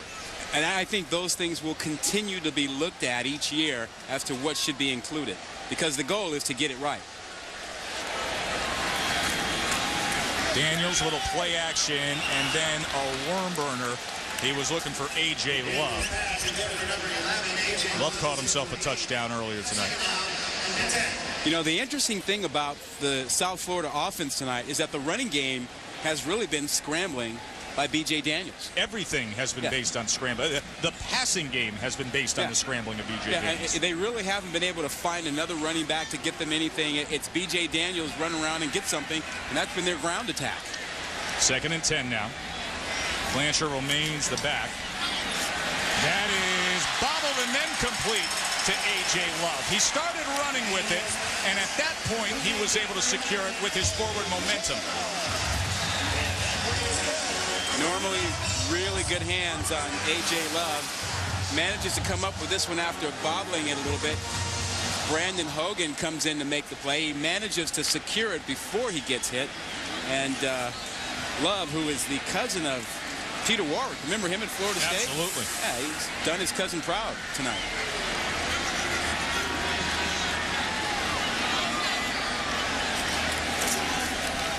Blanchard. He took the hit and kept on going. Mo Blanchard brings it all the way down to the 12-yard line, written down by Sands, but a 28-yard gain for the senior running back. Well, they run the power play, pulling the lineman over to get him in front, and watch him just take on Brandon Hogan. He delivers the blow as Hogan tries to block him down. Mo Blanchard, 5'9", 205. Wow, looked bigger than that on that one. Dependable, assignment-wise, kind of solid back type. He showed some guts there. That time, he gets stacked up. Helmet comes off of Robert Sands, who delivered the blow. Yeah, Sands is a big guy back there at about 6'5". He came up from the safety spot, made that hit. 5th tackle of the night as he lost his helmet. Watch him step up and make this hit. You want to keep your head up, though. Try to keep reminding players of that. Keep your head up. Nothing good happens when you put your head down. 2nd and 4. They can get a first down at the 2.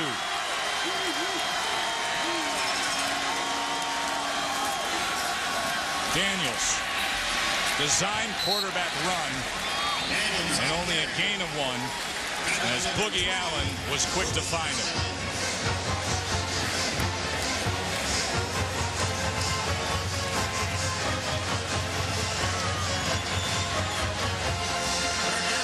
This is the area where you have to be good. 19 touchdowns and 27 attempts inside the 20. It's not bad, especially when you've got a redshirt freshman quarterback. 3rd down. Griffin in motion. He's looking to that side. Here is Griffin. Reaches across. And gets it. 6-yard touchdown pass. Daniels to Griffin. But Tess, once again, they get to the edge, and Griffin extends the ball.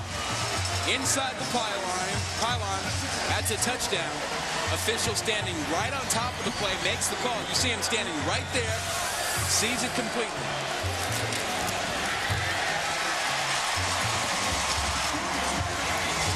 Touchdown tosses on the night for B.J. Daniels. 27-19. The Bulls are charging here at home tonight. Let's check in with Ryan Burr in a Sports Center right now. All right, thanks a lot, Joe. Just want to get you caught up to date from the NBA. The Celtics all over the Bulls in this one. Paul Pierce knocks down the 3, and Boston will stay unbeaten as the Celtics continue to roll. Just a reminder, coming up next on ESPN, it is the Mavericks and the Lakers. There's a look at Kobe Bryant getting ready. The Lake Show have won 7 straight home games. Sports Center follows our game. Joe? Thanks, Ryan. Saw Kobe and the Lakers get the rings the other night. Well, this would be a prize jewel on the season for South Florida to take down West Virginia tonight, and they need it the way the last couple weeks have gone for them. Oh, remember how they were focused and talking to us yesterday about not allowing what's happened in the past to happen this season. The fast starts and then losing 3 in a row, finishing meekly after great starts.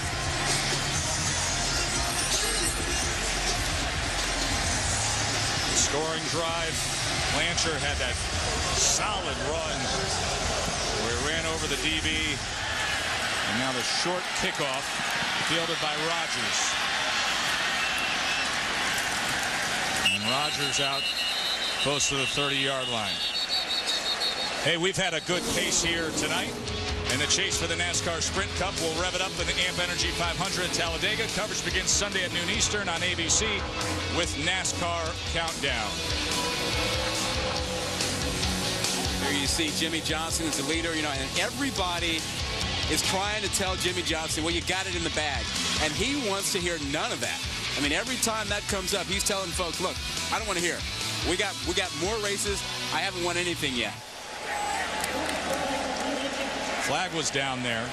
I like how you've gone from pure statistical analysis research on NASCAR to now you're getting into the mental psyche of the game. That's very impressive. You've crossed into a whole new dimension of NASCAR promo tag research. Very, very impressive. Oh, well, you know, the theory is the same in all sports, and Jimmy Johnson is intimidating people out there now. And South Florida is going to have to re-kick here, and it will do so from the 25.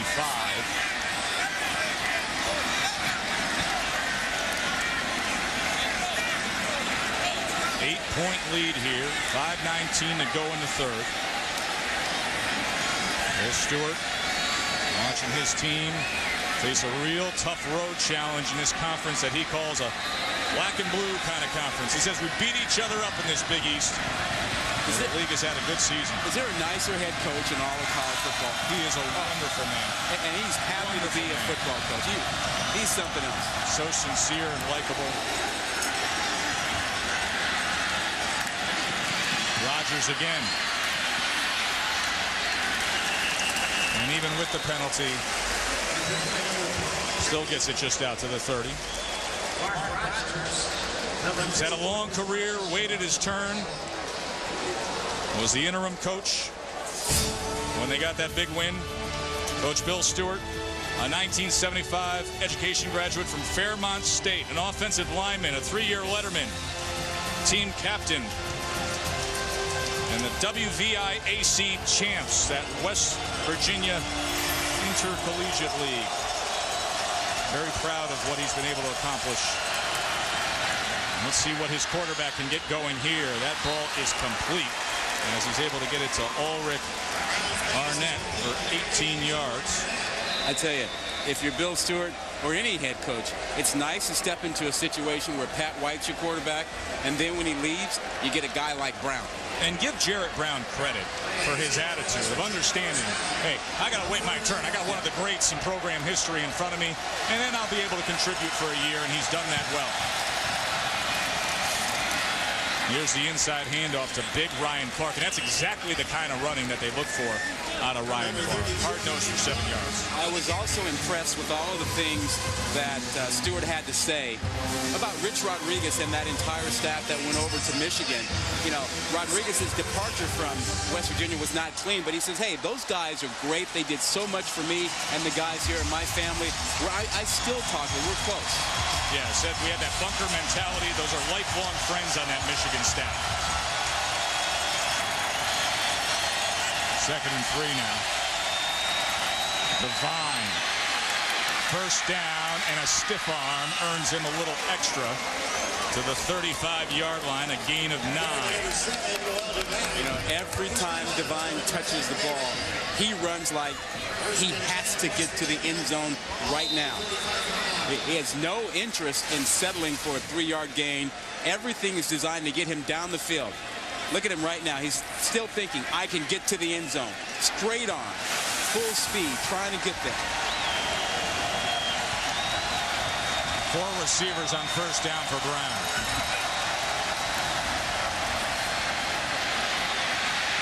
almost tripped up and then taken down after gaining just a yard on the play, as Keith McCaskill was able to find him. I tell you, those ends for South Florida are doing a nice job. I mean, they may not be getting all the sacks, but they are playing disciplined football, making sure Brown can't leak out to one side or the other. Two of the best in the game. Devine now. Oh, just by a shoelace. That's a great play by John Legis. Remember, he left the game earlier with an injury, but if Devine got past Legis, that was going to be a gainer. Oh, he was on his way. He was on his way.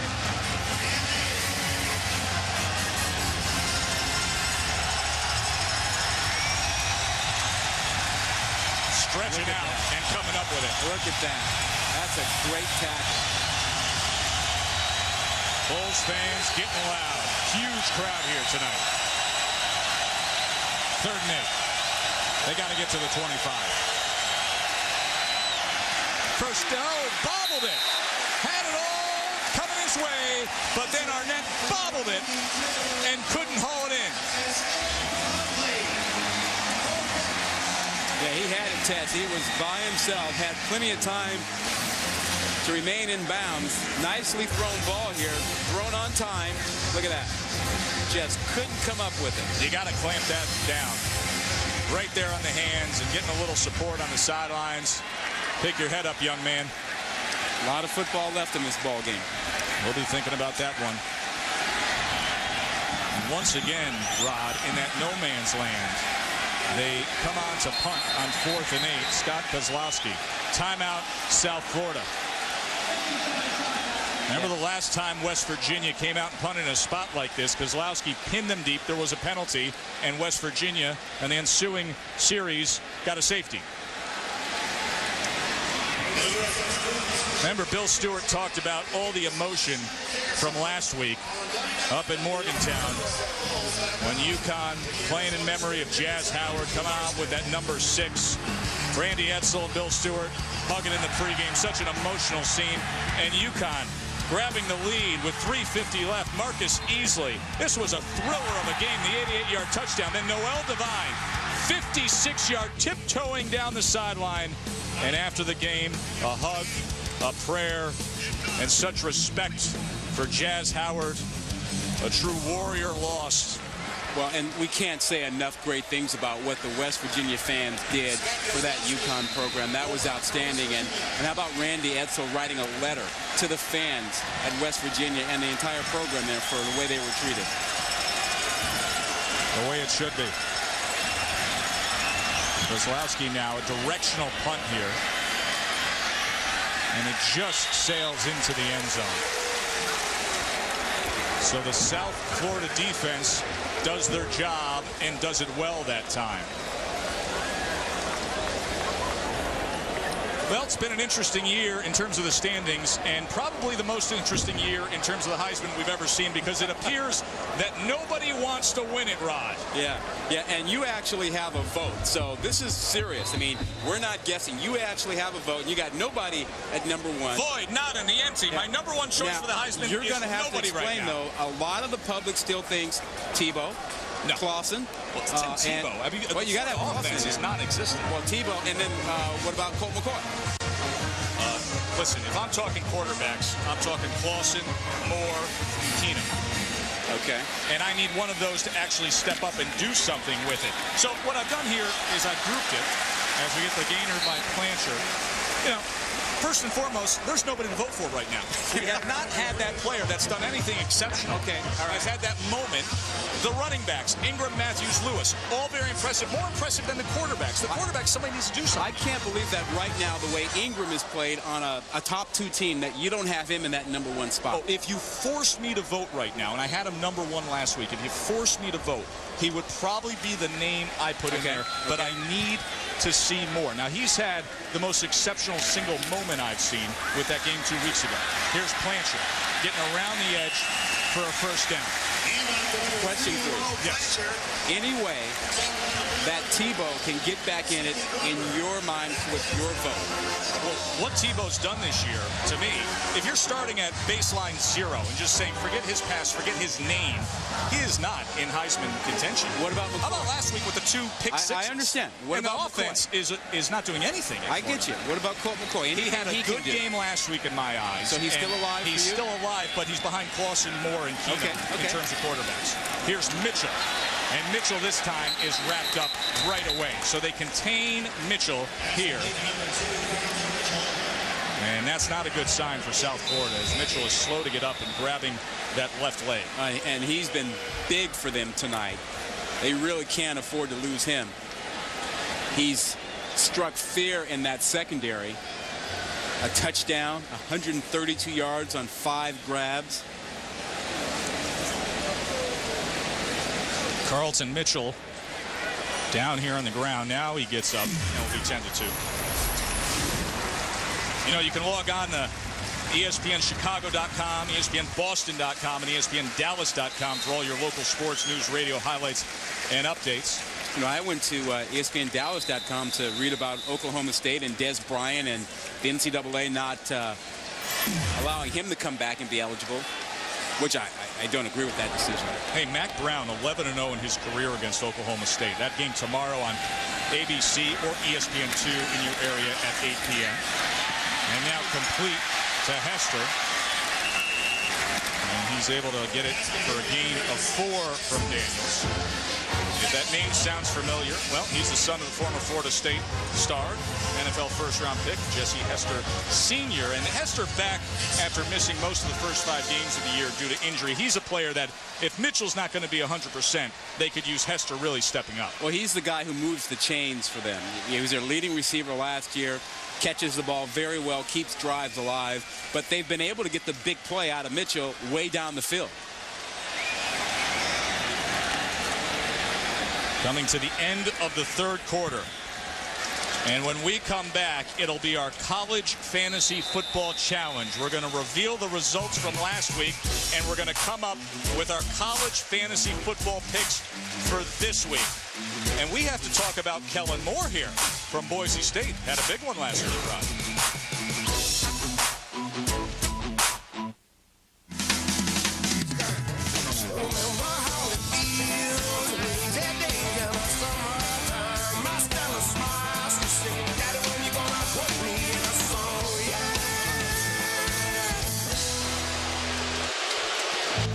Joe Tessitore and Rod Gilmore with you back in Tampa, where the trolley runs through downtown. Hey, this is the first time South Florida's played 3 straight ranked opponents in the school history. Lost the first 2, and now with an 8-point lead to start the 4th quarter here against number 21, West Virginia. 3rd and 7 for the Bulls. 3 receivers to the top. Blanchard, the lone back, with Daniels in the shotgun. Pressure right up the middle.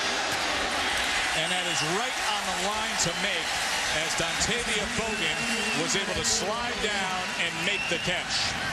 That looks like it's just short. Yeah. And one of the few times that West Virginia went after Daniels. And they brought the blitz. Daniels got outside and was able to get the throw out there, but it looks like they're a little bit short, even though there was pressure from Reed Williams coming on the blitz. Remember on their first possession of the game when they went for it on 4th and 1? Yeah. Oh, is that close? Rod, you got an Amex on you? Oh, man. That's about all there is, huh? Just a little sliver. Jim Levitt could. Oh, he's going to go for it. Slide his visor in between that. You know, I tell you. He's up by 8 on his side of the field. Oh, man. He's rolling the dice tonight.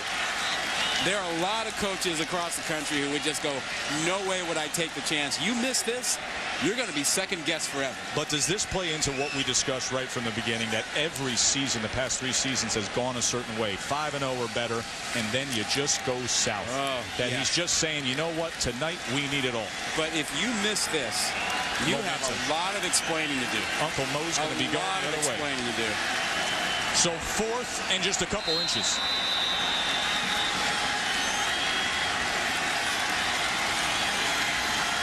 Quarterback sneak. Going to depend on the mark. Daniels on the carry.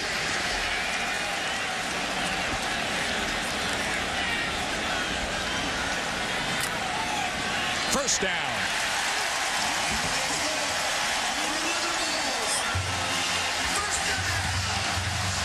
Two for 2 on 4th down attempts. Well, take a look at the test and tell me, can you tell?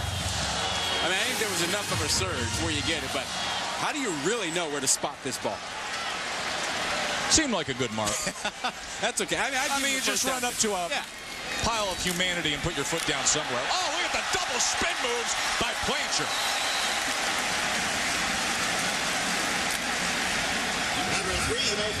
Just as we talked about, they're not being able to find a running game other than Daniels. Mo Blanchard stepped up and provided a big run in the 3rd quarter, and then now the double spin move here in the 4th quarter.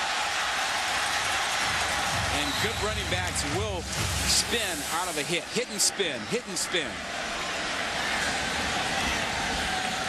Good solid night from Blanchard. Play action now. Daniels just able to throw that out of bounds. Pressure came from Anthony Leonard. 3rd down and 6.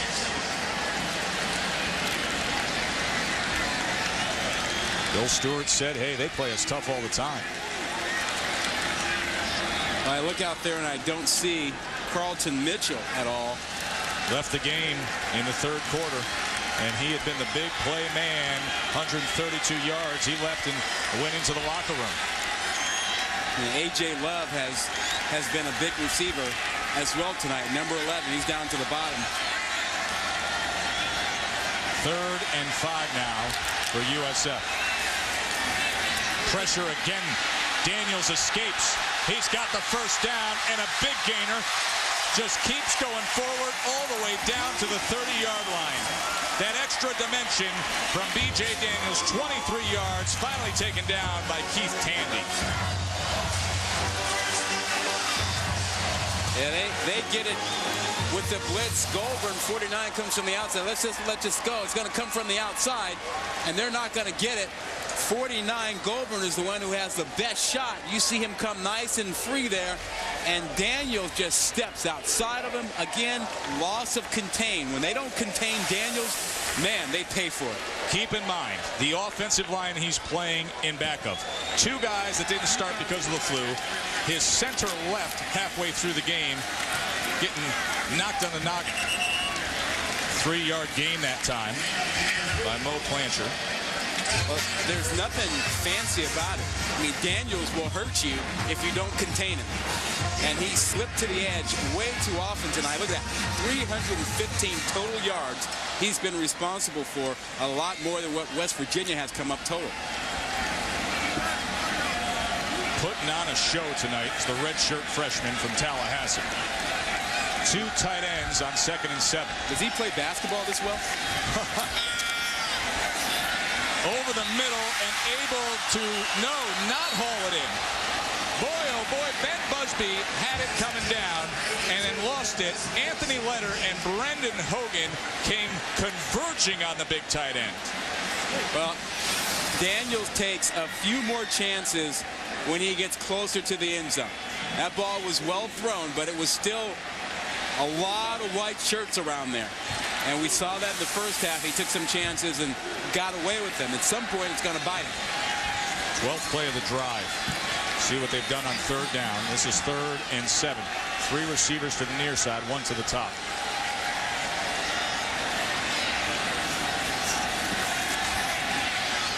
Oh, boy, that could have been costly as Sidney Glover jumped that route. Yeah, and he comes up with that. There is nothing but a pick 6. He had nothing but green in front of him. You know, the redshirt freshman is working with less space down here. And Sidney Glover jumps on this route and almost comes up with it. He's the guy who tipped the pass into the air on UConn's last chance 4th down that caused the interception to seal the win a week ago. This is a 44-yarder by Eric Schwartz, who's been good from 30 and 26 tonight, to try to push the lead here. And that's a big one. 12:06 to go, and the lead now grows to 11. A big night for the quarterback, B.J. Daniels, trying to pull the upset here in Tampa.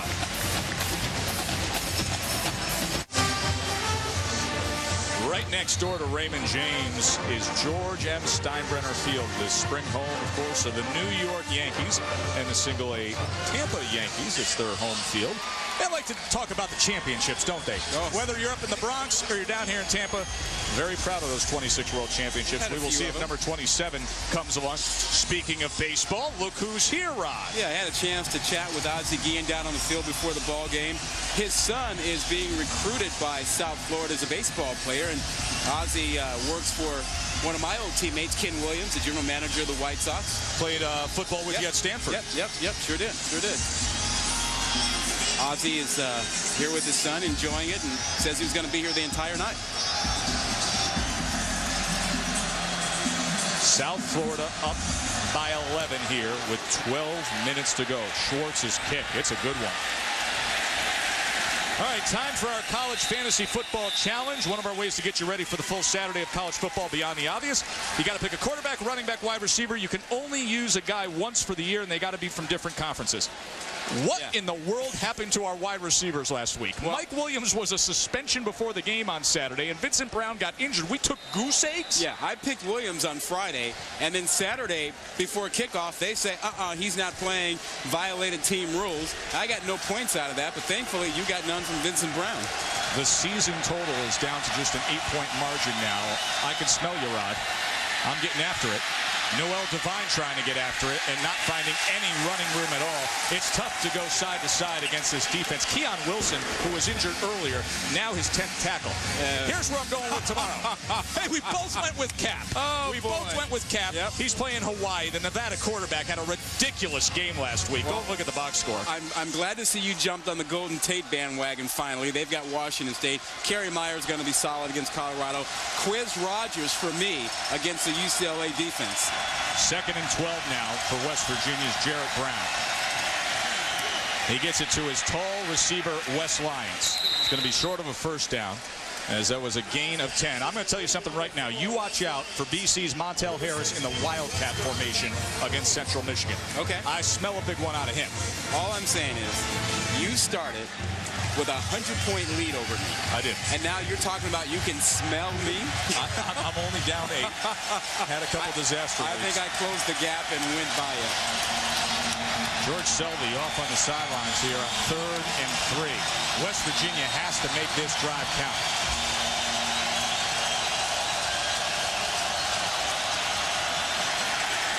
Inside handoff to Clark goes absolutely nowhere. Great run support by the South Florida defense, and it was Keon Wilson leading the charge.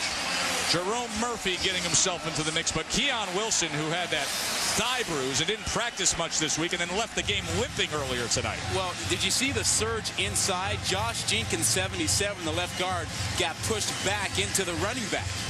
And that was at front doing a great job just pushing back the offensive line. And that allowed Wilson to get in and make the tackle. How about the 2-time All-American over on the sideline as a big cheerleader? He just loved the linebacker getting in the mix there.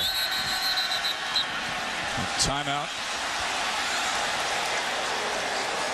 3rd and final timeout. So they burn all 3 to South Florida.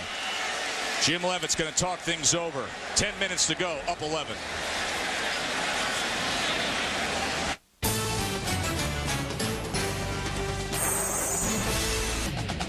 ESPN's College Football Primetime, brought to you by the Volkswagen CC. Visit your local dealer for a test drive today. Night before Halloween here at South Florida, and they say that a ghost has been haunting the special collections department at the library on the 4th floor since the 70s. Really? Yeah, they say opens doors or moves books around. This is the 4th floor at the library. And look, they even called a Ghostbuster to try to figure it out. I think those are just rumors made up by students who don't want to study in the library. Good point. So Kozlowski on to punt after West Virginia unable to advance themselves here. And now time of the essence. Farron Horns on the return. Tomorrow, college football coverage is going to kick off with the Big Ten. Indiana is going to head to Iowa, face Ricky Stanzi, and number 4, Iowa. College football presented by Cars.com tomorrow on ESPN at noon Eastern. Iowa ranked 4th in the BCS. They lead the nation with 15 interceptions. Well, they're number 1 because number 4 because the computers have them number 1. The polls have them number 6 and number 8 respectively. And you see the standings overall: Florida, Alabama at the top, TCU, Boise State back-to-back. Florida against Georgia tomorrow. Blanchard unable to get past the initial surge. Here's a Sports Center in-game with Ryan Burr. All right, Joe, over on ESPN, it is the Mavericks and the world champion Lakers. And right now, the Lake Show down 16-14, very early going. Lakers have won 7 straight games. They've won 6 straight in this series. If you want to watch hoops, it's over on ESPN. We got a good one on the Deuce. Joe? And we got an upset brewing here in Tampa, Ryan. 2nd and 9 now. DJ Daniels, what a night he's had. And that ball is incomplete as Sterling Griffin was unable to catch it over the middle. You mentioned Daniels' night. There's 392 yards of offense for South Florida. He has 315. That's enough said yards right there, isn't it? Yeah. Big playmaker, redshirt freshman. Wasn't around for the game last year against West Virginia because he was on the basketball team already, and he'll do that again this year. But now he's got to wait around potentially through a bowl game before he moves over to help out head coach Stan Heath and the Bulls basketball team. And won't be there for winter conditioning and spring practice. Play clock counting down, and remember, they had used all of their timeouts. That's a penalty. They just called. He tried to call a timeout. Offense. Number 7. 5-yard penalty. Couldn't call it. The penalty was going to get there. He had no timeouts. Tried to call one. Didn't have one in the pocket. No. So he thought he could avoid the penalty by calling the timeout. No timeout, so the penalty sticks. So it backs them up to a 3rd and 14. Stops the clock, 9:17 to go. And now here comes the pressure, and he is taken down. That was a big stop by West Virginia. Julian Miller with the sack there. Much needed defensive stop with time being of the essence here, trailing by 11. Well, they brought pressure again. They haven't done it a lot, but they did it enough to make it happen.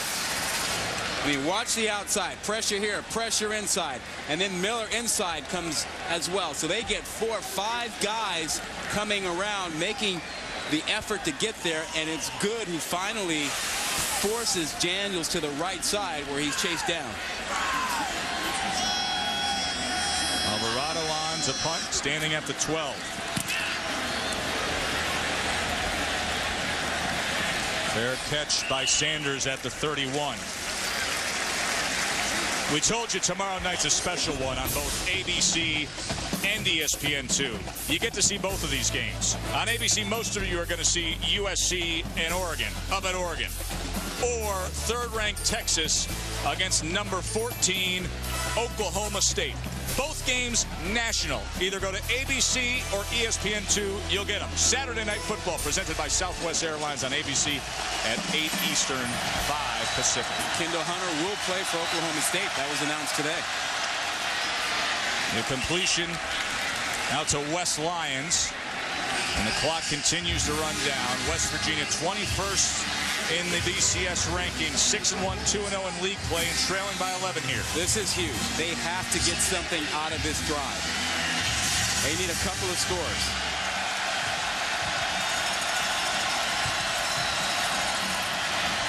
Divine, wow. Yeah. Great effort from that front four of South Florida, including among them Chris Robinson, a loss of 1. Well, they just have not allowed Divine to run the football tonight. The most success West Virginia's had with him is getting him out of the backfield and throwing him the ball. In the flat. Little screens. But from the line of scrimmage, the running game hasn't been there for him. 3rd and 4. Got to keep hope alive here. Brown has time and has a first down to midfield to Tavon Austin, the speedy freshman, a 13-yard gainer. Yeah, the one thing we haven't seen enough of out of West Virginia tonight, the screen game. They generally use a lot of that, and it's effective, but they haven't used much of it tonight. That's where Sanders and Divine can get you. Brown now lofts it up and just throws it out of bounds. The pressure came from Jason Pierre-Paul.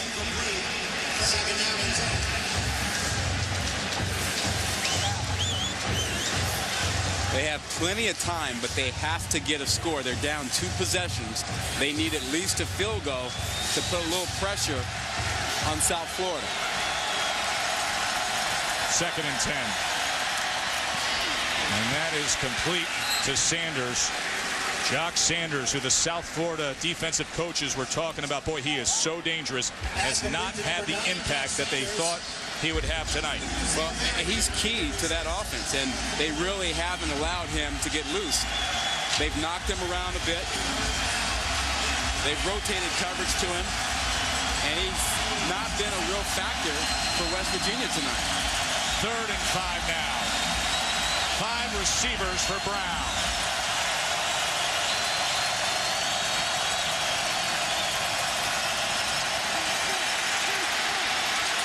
Brown looking for anything. And that is caught. Brad Starks somehow, someway on the sideline makes that catch for a first down. Well, he's a really big target at 6'3". He's got really good hands. He's a former quarterback. Look at him here. Are you kidding me?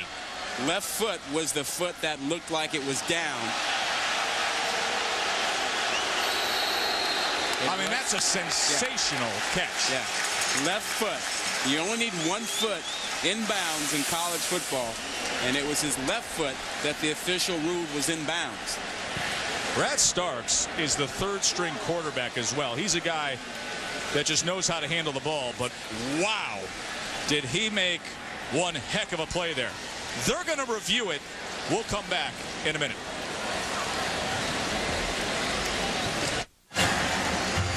Joe Tessitore and Rod Gilmore back with you in Tampa. The play on the field stands.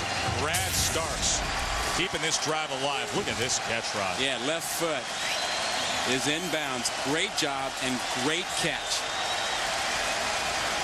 Starks was a big-time All-State high school basketball player down in Virginia, showing you his natural athleticism there. So a must-score drive with just over 6 minutes to go for number 21. West Virginia trying to avoid the upset here. Brown just flicked it, looking for the safety valve. His tight end Tyler Urban, but that's a no-go. It'll bring up 2nd down. Well, he had Divine on the other side as his safety valve, and Divine wanted the ball as there was pressure put on him by Jason Pierre-Paul, number 90. And this is Divine's time. He wants the football, and he should get the football. Well, this is why you wait around 3 years sitting behind Pat White for moments like this. Rise up, see what you can accomplish. Gets the completion here.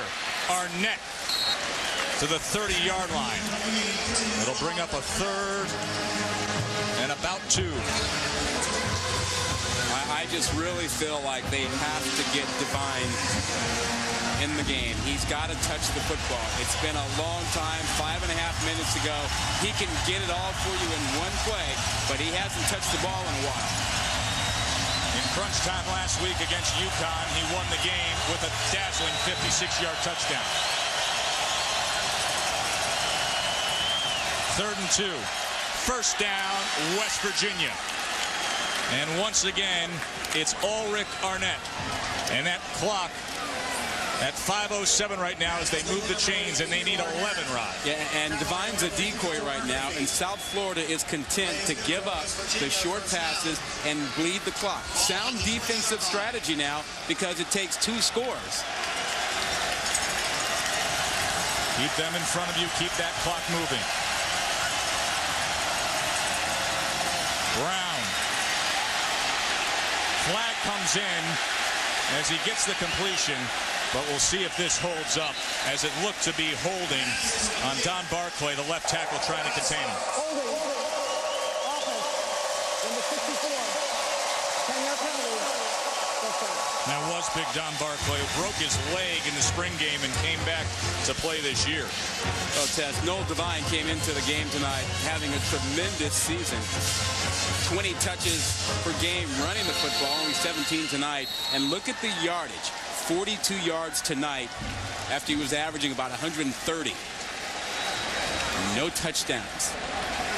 I don't like this drive, seeing him kept in the backfield as an extra blocker. I mean, he's helping out chipping.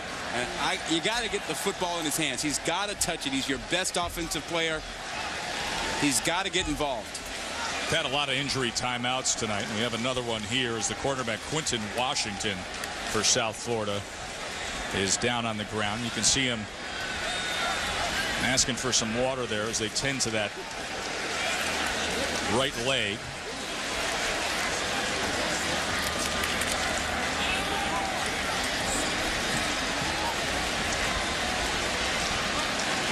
George Selvey, one of the best defensive players in college football over the past few years, and now an opportunity to see if this South Florida defense can shut down West Virginia one more time. Want to remind you that coming up after the game, we will have Sports Center. Talladega, of course, in the news this weekend. World Series. They'll get back to action tomorrow, and the college football weekend. The predictions will be coming your way. What will happen with Texas, Oklahoma State? That's 8 o'clock tomorrow on ABC. A big one in those BCS standings. Brown. Still being chased. Now to the end zone. And batted away by Jerome Murphy.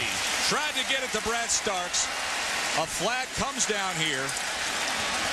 Brown's pass intended for number 14. Garrett Brown was dancing around for a long time.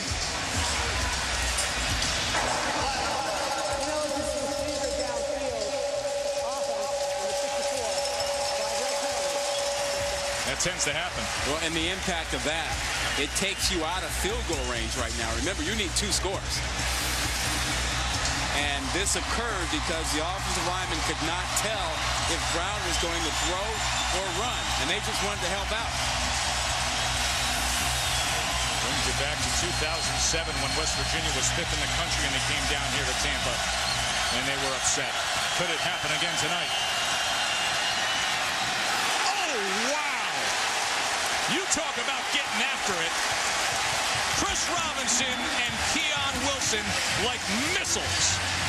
Well, here's your dilemma now, Tess. Hey, this is a 57-yard field goal if you try it here.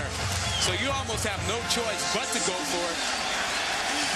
When you've got a 2nd and 28, you got to keep throwing.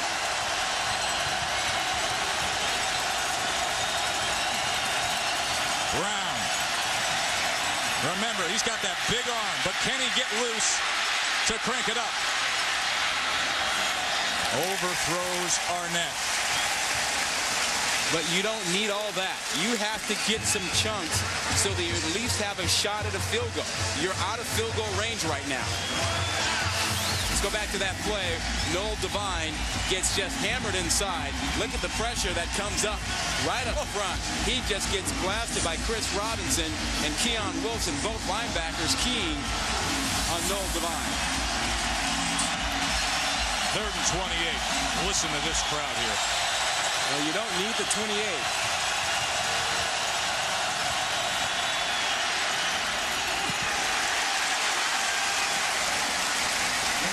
get it to Arnett again. You see what I was talking about? I do indeed. You just need to get a few yards so you at least have the option of kicking a field goal. You need 2 scores.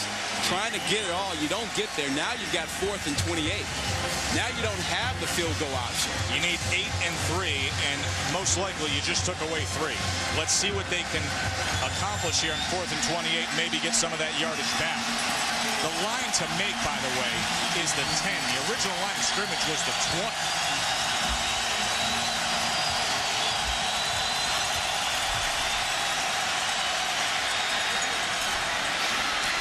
Right off the hands of West Lions. Would have had the first down. Jerome Murphy on coverage, but it goes incomplete. Oh, we talked about Murphy having been inconsistent, struggling last week against Jonathan Baldwin of Pitt. Not tonight. He's played great on the corner tonight. He knocked that ball out. He's had a tremendous night. West Lions is 6'8". He squared his shoulders back to the quarterback. He went up with both hands, but could not come down with it. I still think it was a big mistake not to try to get some yards to make sure you were in field goal range instead of launching it down the field as often as they did. And now Plancher. They're going to work that running game. Great moves by Plancher.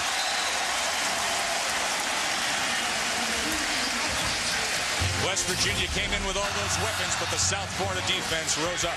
No, they managed to keep Devine in check. Couldn't let him do anything from the line of scrimmage.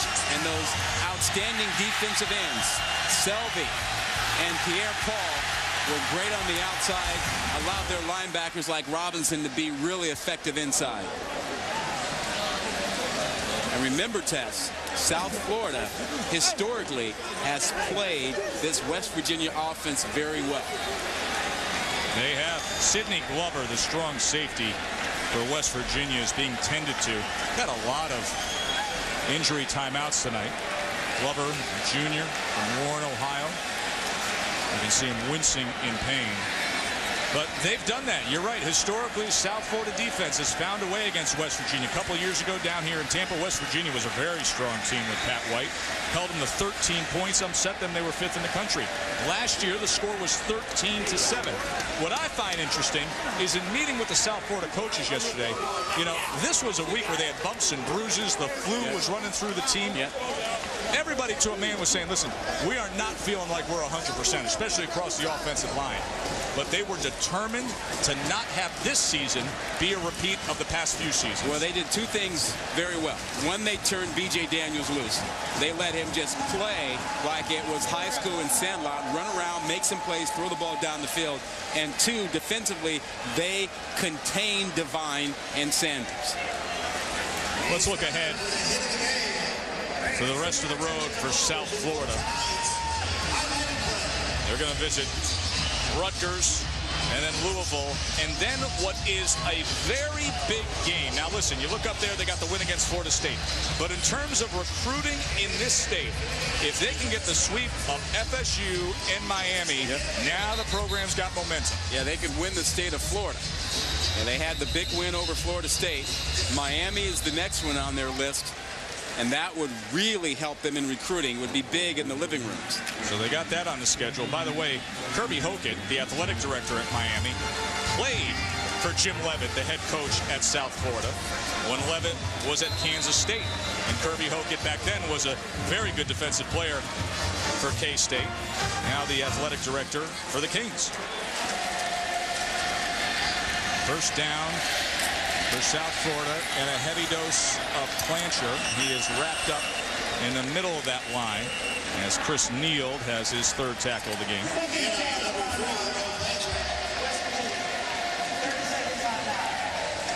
Timeout used by Coach Bill Stewart.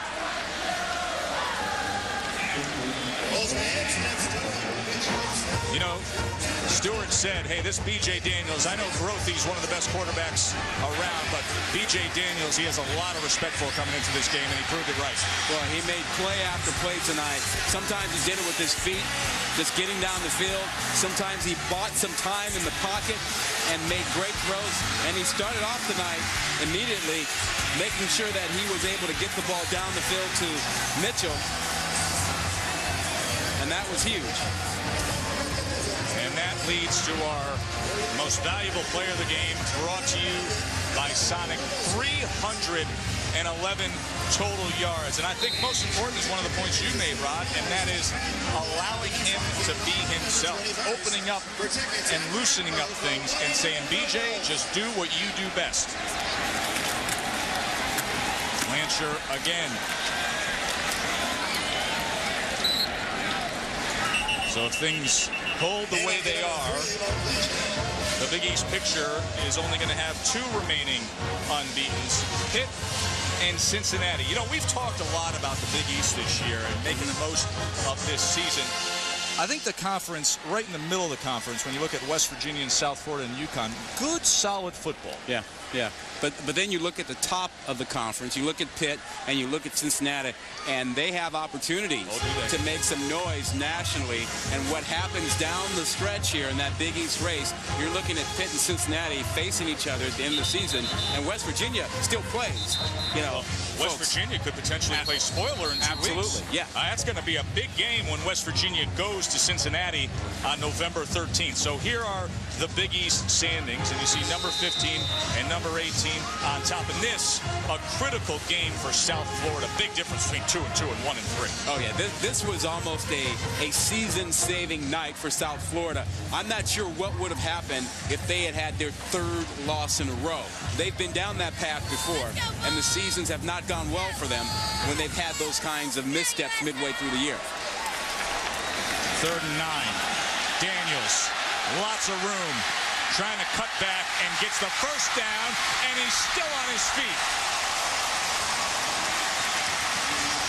This isn't just a quarterback that can run. This is an all-out fast athlete that's as dangerous as any player on the offense. Well, and how about the savviness to stay in bounds? He had an opportunity to go out of bounds, but he realized the right thing to do in managing this game was stay in bounds. Look at him go. What a difference a week makes, Rod. You brought it up earlier. Struggled the last 2 games against Cincy and Pitt. 19 of 40 with 4 interceptions and just a touchdown. And tonight, sensational effort of 232 yards passing and a .04 on the ground. Well, he's delivered big plays through the air and with his feet. And more of the steady work from Mo Blanchard, who was the starting running back in 2006 and then had a knee injury. His role was limited in 07. And now back to what he feels is his rightful place.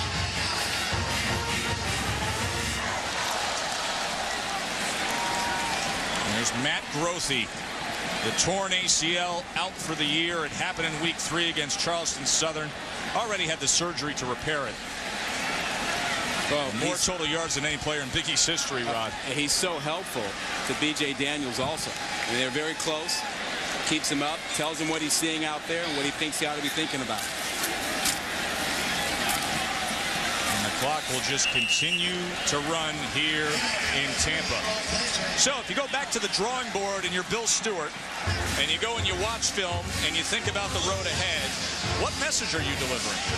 Well, you know, I think they had the right game plan coming into this ball game. It's just that South Florida, you know, destroyed it. For example, B.J. Daniels got outside on them. I mean, he made guys blow their assignments. That's a problem. I think the one tweak that we saw tonight, they did not use their screen game as much as they have in the past, and that hurt Jock Sanders. And they got to get Sanders more involved in the offense. They can't have nights like tonight where he just doesn't touch the ball in the first half. Final minute here as Blanchard continues to shake and bake.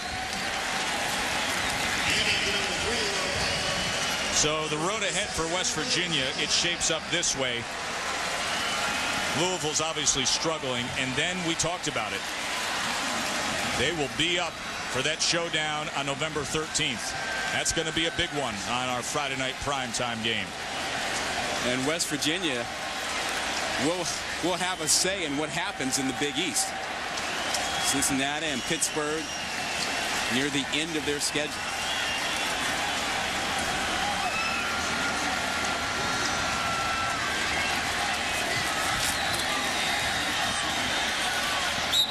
And a knee from B.J. Daniels. Boy, and he earned every inch of it tonight, didn't he? It's a change of possession because of the fourth down, so Bill Stewart is going to need to hold off on congratulating Jim Leavitt for just a moment.